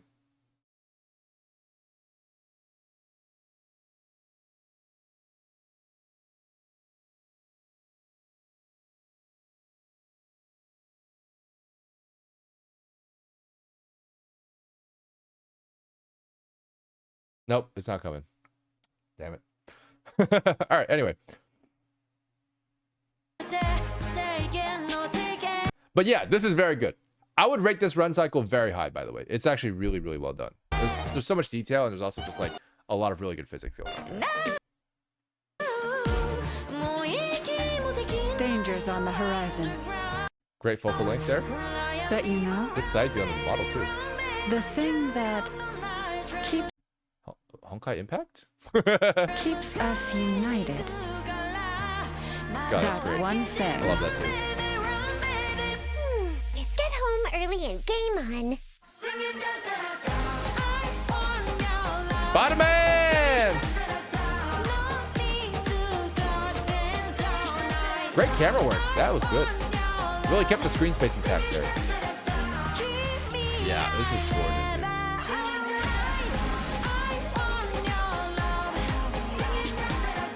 Oh man, that is gorgeous, dude.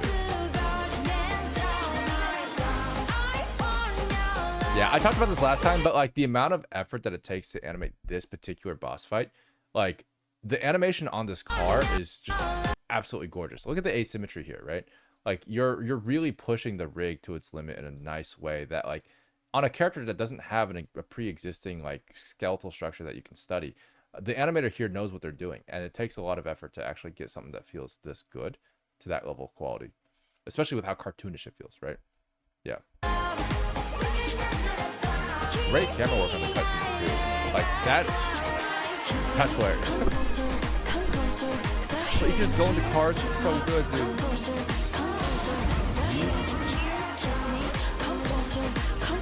Damn, you can work out too.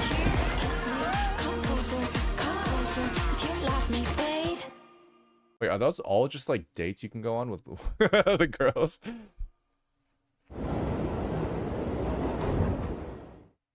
That was well animated too, if I'm being honest. This is actually a really small attention to detail, but look at this.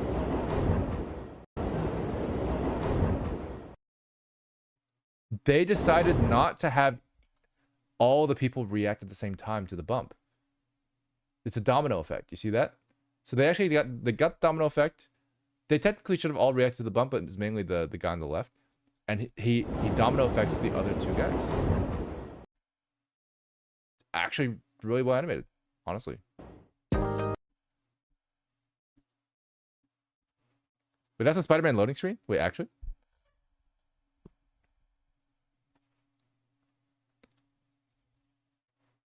How do you animate that following roll the MC guy? I mean, yeah, it's tough. You do have to just make sure you're like rolling the character pretty much along the axis. Between this NTE, Azure Pomelia, and now Honkai Anima, it's going to be a lot of modern day yokai collector games all at once. Wait, what's Honkai Anima? Wait, what's Honkai Anima? Wait, what's Honkai Anima? No one told me about this.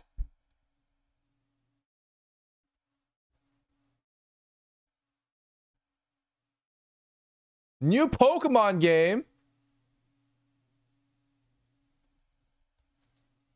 Hi. 你好吗？我现在来到了一个新的位面，这里有好多新奇的事物，也有。Whoa, the animation on the dog is so good.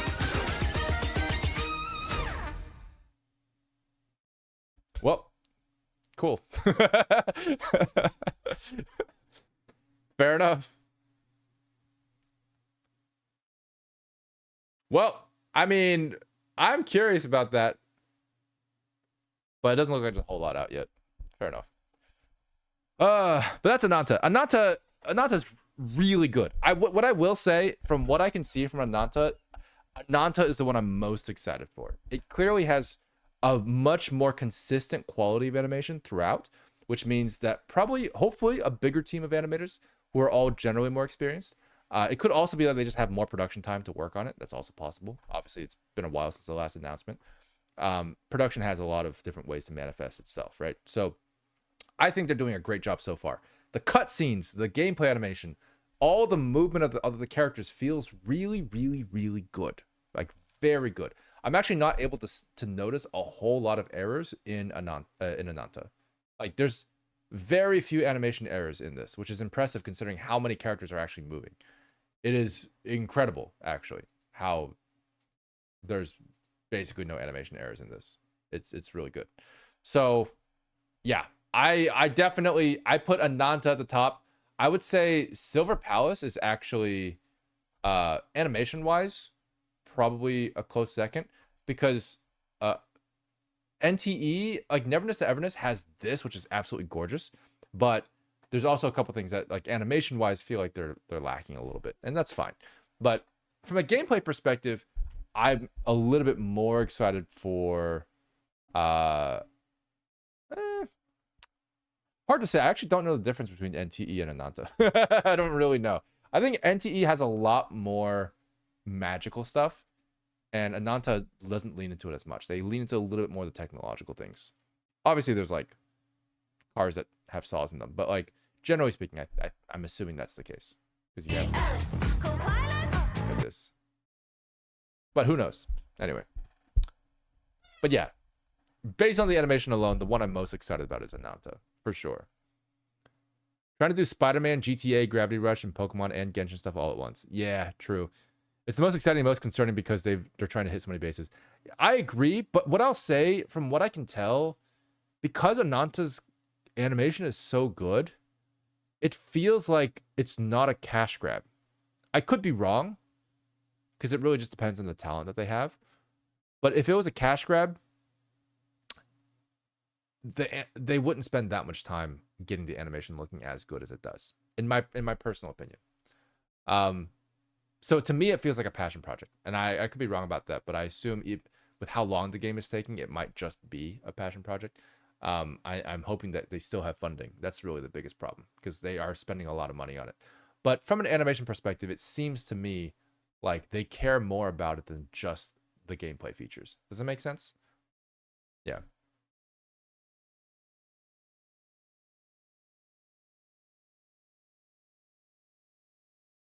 Yeah. Yeah, we'll see how it works out. I agree.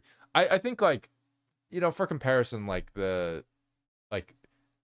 taking shortcuts on animation does allow you to put games out faster. If I'm being completely honest, right? So it's not that good animation doesn't necessarily mean that the production will finish, but they do already have a lot done. So credit where credit is due. You know, that is pretty impressive. But I guess I also wouldn't be surprised if this is like the only things they've made so far, because they are very, very fleshed out.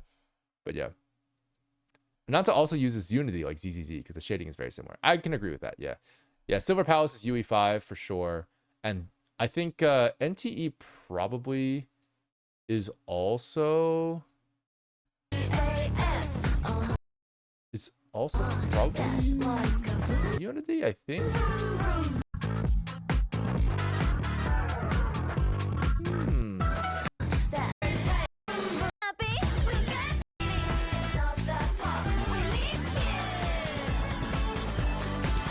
Might actually be Unreal.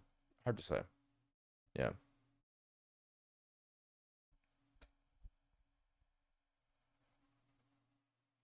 Arknight's Enfield is best so far in terms of Unity. Oh, true. Arknight's Enfield does look very pretty. Yeah. Oh, Dokevi. Yeah. Dokevi. Did they ever? Oh, they didn't even release it yet? Oh, that's unfortunate. Dokevi, though, I will say, looks gorgeous, but it also feels... That one feels like a cash grab. And the reason why is because they use a lot of default Unreal Engine's shading. And they have a lot of like assets that feel like they probably didn't make all of them themselves. It's kind of, it feel, I mean, a little, in some ways, like Pal World as well kind of has that symptom, right? Pal World kind of has that, we're just mashing a bunch of stuff together. Which, to be fair, was very fun. Yeah. NTE is Unreal Engine 5. Yeah, there we go. I did suspect that it wasn't Unity. Yeah. Tianzi 76. Oh, interesting. Yeah, I hope they're not stuck in development hell. They did a really good job marketing it, so they should be able to get funding from somebody. I just hope they're able to finish it. That'd be ideal. Because Ananta actually looks very, very exciting. I like that one. It seems fun. Yeah, and they did a good job showcasing the actual features. Yeah. Sarenverse has a 3D animation show, but it's not a 3D game. Unfortunate. Unfortunate. I would imagine most projects that weren't already several years in the dev will be going Unreal over Unity after the runtime shit. Oh, yeah. I forgot about that stuff. I don't know where that ended up going. Who knows? Next video. I did say if it wasn't 5 a.m., then we would watch the next video. Because it is 5:07 right now. Now, here's the thing. The Arknight PV is a two-minute video, I think. Maybe 3 minute. It's going to take me a while to get through. So I would personally like to dedicate more time to it. And I'd actually like to dedicate like a video to it. So I don't want to watch it today. I'd rather not spoil the surprise for me. Could you check the Tianzi 76 trailer? It is 5 a.m. Probably not, to be honest. Yeah. But we can try to throw it into a different stream later. Cartethia? No Cartethia today. I'd rather her be released first, I think. Yeah. PM? Oh, God. I'm glad you have a regular sleep schedule, Zap. It's good. Oh, Q&A time. Actually, yeah. I'd be down for Q&A. You guys want to do Q&A to wind down? Let's do that. Let us do that now. All right, guys, ask me anything. AMA. Is that how it goes? People still do those anymore? I don't know. I've been on Reddit in like years. Ah, who are you? Oh, Houdini. Hello. The music for the teaser goddamn slaps. You're talking about For Neverness to Everness? Because I agree. Yeah. How high can you bounce?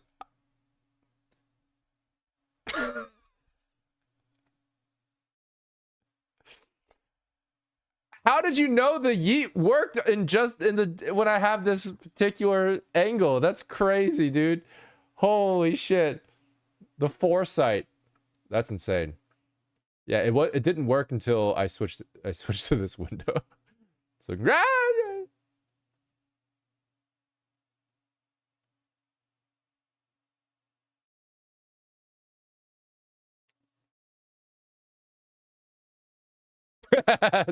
thanks for the hydrate. Appreciate it. We got a question. Johnny, it says, random question. Are you able to differentiate AI art or not? Let's say AI art with edit or polished. Generally speaking, yes, I can tell between AI art. I wouldn't be surprised if I got fooled every now and then. I'm not saying I'm perfect, but yeah, I can usually clock something as AI. And it depends on how good the artist is, right? Like, I say that good in terms of like, how do they just output the basic output from the AI and have no art experience themselves? And they just like, I don't know, post it. Like most of those are going to look like the same. They're going to be like, oh yeah, no, you're just like an AI guy. That's what you are. So that's very obvious. There's other cases where like maybe an artist is hiding the fact that they use AI. I know that there was some controversy with Ross Draws, and that whole scandal was talking about how he used AI to like draw over it and stuff. That I can't really tell, to be honest. And I also don't think it's helpful to try to tell. So this is, I guess, like a bigger conversation, but I've noticed that there's a lot of people who are getting caught in the crossfire, and it's not really healthy for the art community. So I saw a couple posts about this is totally AI, and they circled all the flaws in the art, and it's like the person was like, I just messed up, bro. Like I just messed up drawing like the hair and drawing the hands, and like it was genuinely like a human made art. It was genuinely just art made by a human, and it was really disheartening to see everybody just dogpile on this girl or this artist. I forget what their gender was, but like this artist was just like accused of being an AI artist when they were themselves were just trying their best, right? And they're making errors that an AI would make, but humans also make, right? Like it's hilarious. There was a recent accusation actually for Genshin, I believe. I think there was a promo art where Navia was featured with 6 fingers on like a banner, and when people found out, they were like, "Oh my god, you're using AI art!" And like Genshin took it down and like reposted it with the fingers fixed, and that was great. But like people are like, "Dude, are you using AI art? That's crazy." And I saw the Navia art, and let me tell you, that's not what AI art looks like. It's not. Just quite frankly, AI art does not randomly add 6 figures to a person.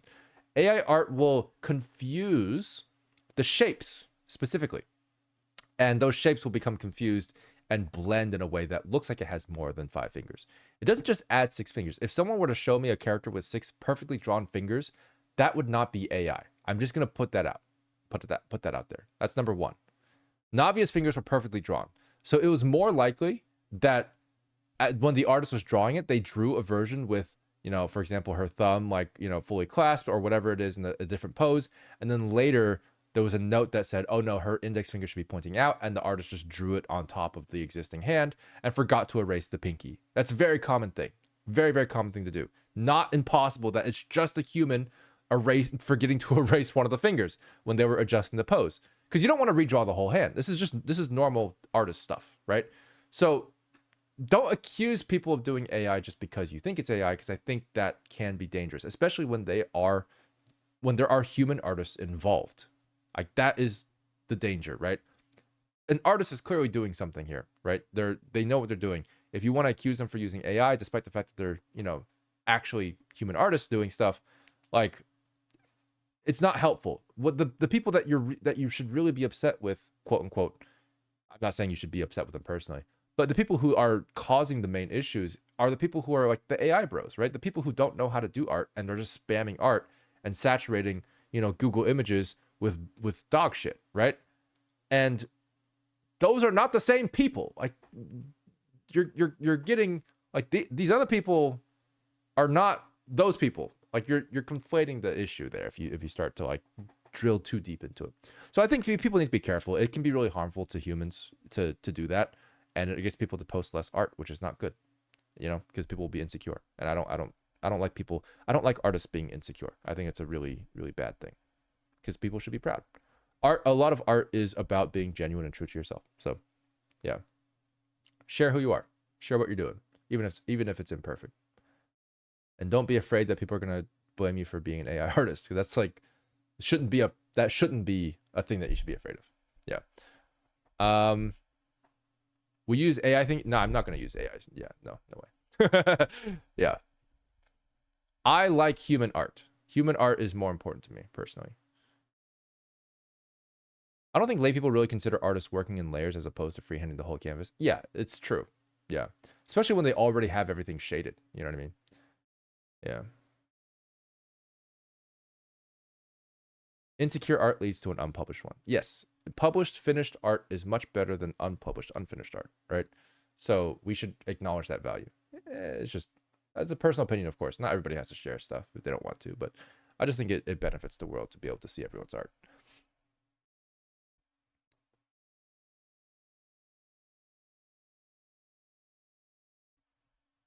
I don't think artists should be scared of AI. There's many styles and scenarios which are too hard for AI to properly replicate. Musicians, however, yeah, there is a much bigger problem. AI can write music which is indistinguishable from real. To be fair, that's from the position of someone who maybe is not a musician or someone who's not familiar with making music. I think most musicians can still tell that AI art doesn't feel real. I will say that it's much harder for like the layman to understand that, but most laymen can also not tell between AI art and human art, even the more obvious ones. So like, and by the way, let's not even get into photos. AI art gets talked to death about, but photos are scary as hell, dude. AI photos are really scary. They're also like not hurting artists. So we don't talk about it, but like they're getting really, really hard to tell. There's a lot of really good AI photos out there that look like they were taken by someone, but they're not. So, that's worth talking about. AI art is definitely going in the direction where it's going to be scarier and scarier. For sure. That doesn't mean you can't be a human artist, by the way. Because human art is really about self-expression. That's all it is. You know what I mean? Like you want to be able to make art for you, for yourself, ultimately. Doing it for the sake of capitalism and making money for a job is not the end goal of an artist. It shouldn't be. It shouldn't be the only end goal of an artist. So like whether or not AI art replaces artists and capitalism is a whole question. But like I just don't think it should affect whether or not you truly love art or not. You know what I mean? That's my opinion. I can't tell the future. I don't know what's going to happen. So I don't really want to say for sure where it's going to go. But I don't want people to worry about it as much as they do right now. Yeah. But that's, it's a big topic, AI. So it's hard to capture everything in a single conversation.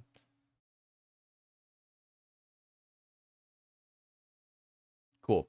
Any other questions?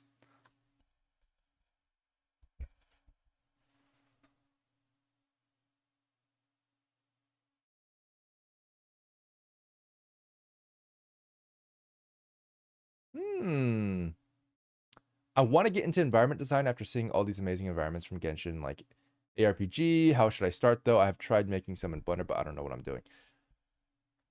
Environment designing and environment modeling are two different things. So important to get that into your mind. Don't try to do everything. It can be difficult. If you're more interested in modeling the environments and just creating them, then going off of existing concept art is great. If you're just interested in designing stuff, then you know, feeling comfortable with drawing stuff is definitely also going to be very helpful. Now, you might be interested in designing stuff in 3D, which is also fine. And if you're interested in doing that, like there's definitely a good, it's kind of like drawing, right? Like, so let's say if you wanted to design stuff in 2D and you want to draw a magnificent cathedral, for example, you can't just draw a magnificent cathedral tomorrow. You have to learn how to draw, right? So you have to be comfortable with drawing, which is a whole skill set that you have to learn in order to feel comfortable designing, right? Because designing comes from familiarity with drawing. Same thing goes with 3D. So if you want to design stuff in 3D, without having to sketch anything, which is totally fair. It's just a different medium, different canvas. If you want to design stuff in 3D, you also have to be very comfortable with 3D. So in the same way that I recommend learning how to draw, I recommend learning how to model. So you would want to start working your way up towards complexity to know what you can create in your library of your mind of like different methods to create different things that will allow you to brainstorm faster. So like when you draw, you want to really know how to draw circles, because circles are like the foundation for a lot of things in anatomy and a lot of things in nature. You want to learn how to draw circles from an angle because you want to be able to rotate things. Very cool, right? So if you can do that, then you can start drawing more complex shapes, et cetera, et cetera, et cetera. Same thing with modeling, right? If you want to learn how to, for example, create a pillar very quickly in a way that like can be arrayed very quickly, or in a way that has very smooth edges, in a way that can clearly brainstorm the idea that you want, that's going to be a very useful skill set to have when you're designing environments from scratch for 3D. And texturing, for example, is going to be something that you're going to have to learn in order to add extra wallpaper designs or something like that. You want to be comfortable with that. Just get comfortable with it. So the idea to get into environment design is to increase your familiarity, your comfort level with the tools that you have at your disposal, no matter what you're doing, either 2D or 3D. So keep that in mind. I would recommend that, and also just generally speaking, absorbing as much as you can. So one of the ways you can do this is by copying others. I do recommend that. If you trace, or not trace, I should say, redraw like a piece of concept art, you can learn how to draw. If you remake a 3D scene, like from Valorant or something, if you like remake a map from Valorant in 3D and you texture it and make it look gorgeous, suddenly you're going to know how to texture things like Valorant. You're going to know how to set up shaders. You're going to know how to model, certain pieces of cloth that like flow in the wind or whatever it is that Valorant has. You know, you'll be able to model crates really well. I'll tell you that much. There's a lot of metal crates in Valorant. So stuff like that, you'll just have that in your arsenal now, so you feel less intimidated and less uncertain about decisions. And that's how you get into design, basically. Yeah. Art theory can help as well, for sure. But familiarity is what really builds the foundation for art theory. But yeah, art theory is not bad to learn, ever. Yeah. Will you be doing something similar to last year's HSR contest where they streamed the finalists? Oh, did they really? I actually don't know anything about it. I forget what the requirements are. The streaming it, I think, would be cool, but I don't know what format they did that last time. Would that be something we can stream on this channel? I don't know. I'd be curious. But I'm totally down for it. Yeah. 2 to 3 years now. Yeah. Making props, animation, simulation stuff. Yeah. So if you want to get into design and you already know how to model and everything like that is good to go, and you're just missing that design aspect of it, I would definitely figure out the building block foundations for thinking about design come from typically storytelling. So when you design characters, when you design environments, you want to know where it came from and why it is the way it is today. So you're trying to make decisions informed by the person who built it in universe. Does that make sense? That's the best way to design something, in my opinion. And this is coming from a storyteller, so I don't know if I'm biased, but maybe. But most of the time, that's going to be the best. Those are the best designs. They feel informed, right, by the character decisions or by history of the world, stuff like that. So you want to start with that. I know one of the best artists to learn design from is, I want to remember, Fang. I think, what's his name? Fang Zhu. Yeah, it is Fang Zhu. Fang Zhu Design. I'm pretty sure it's him. I thought he had a YouTube channel. He does, right? Yeah, FCD School. Yeah, he has a YouTube channel called FCD School, which is fantastic. I highly recommend this, and he does talk a lot about environments. He does talk about characters too. He talks about pretty much everything. I could be wrong though. I haven't looked at his stuff in a while. But like, there is just so much here. Has he posted recently? 11 months ago. So sad. Design basics. Look at that. Beautiful. Design basics. Design breakdown. This 4 years ago. Watch these videos. These are really, really good. What AI cannot do. Also a relevant conversation. This was a year ago though, so I don't know if that's up to date or not. Like for example, AI figured out hands, just so you guys know. It can do hands just fine. That's another thing. Intro to design, environmental composition. Yeah, these are exactly what you're looking for. Check this guy out. He's fantastic. Yeah. Oh, you already are. Then you're good. But yeah, a lot of this has to do with just like, generally speaking, getting the foundation of what you want your designs to look like based on the decisions that the characters of the people in that world are making. That's going to be hugely helpful. Very, very helpful. Yeah.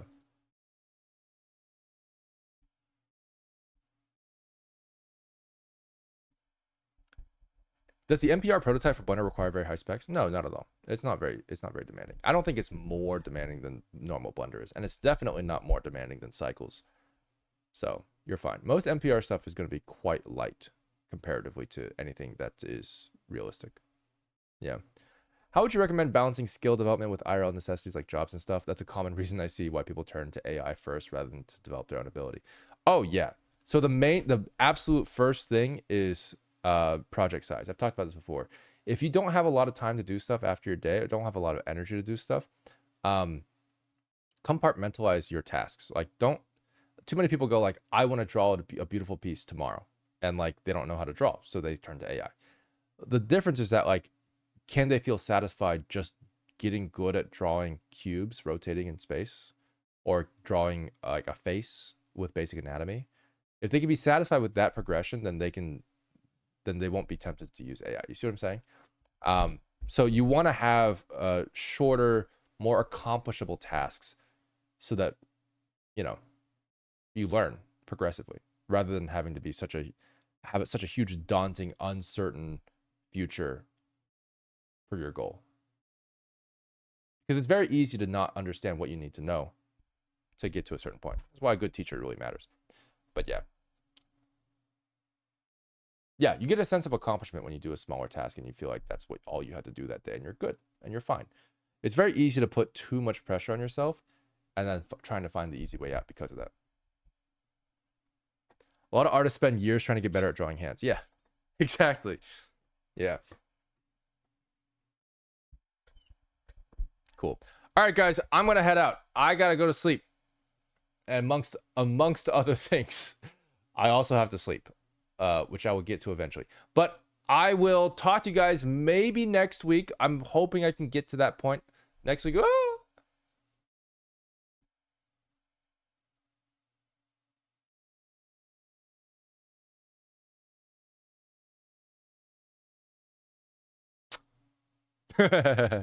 Yeah, I think the goal for me is to get basically a cadence going, and I'm really aiming for a weekly cadence.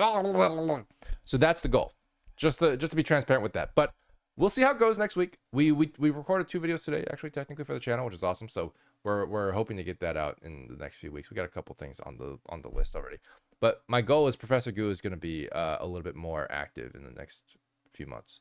I'm recalibrating my life, and then I'm moving to Japan, which we'll see how that recalibrates everything else. But yes, you're 6 months, Haps. Don't worry, I got you. Yeah. Cool. All right. I will see you guys later. Thanks for joining, everybody. See you guys soon. See you guys very, very soon. Very, very soon. Very soon. So soon. So soon, in fact, that it's the soonest you've ever seen me. Maybe even like in 5 days. I don't know. Maybe like in 6 days, 7 days.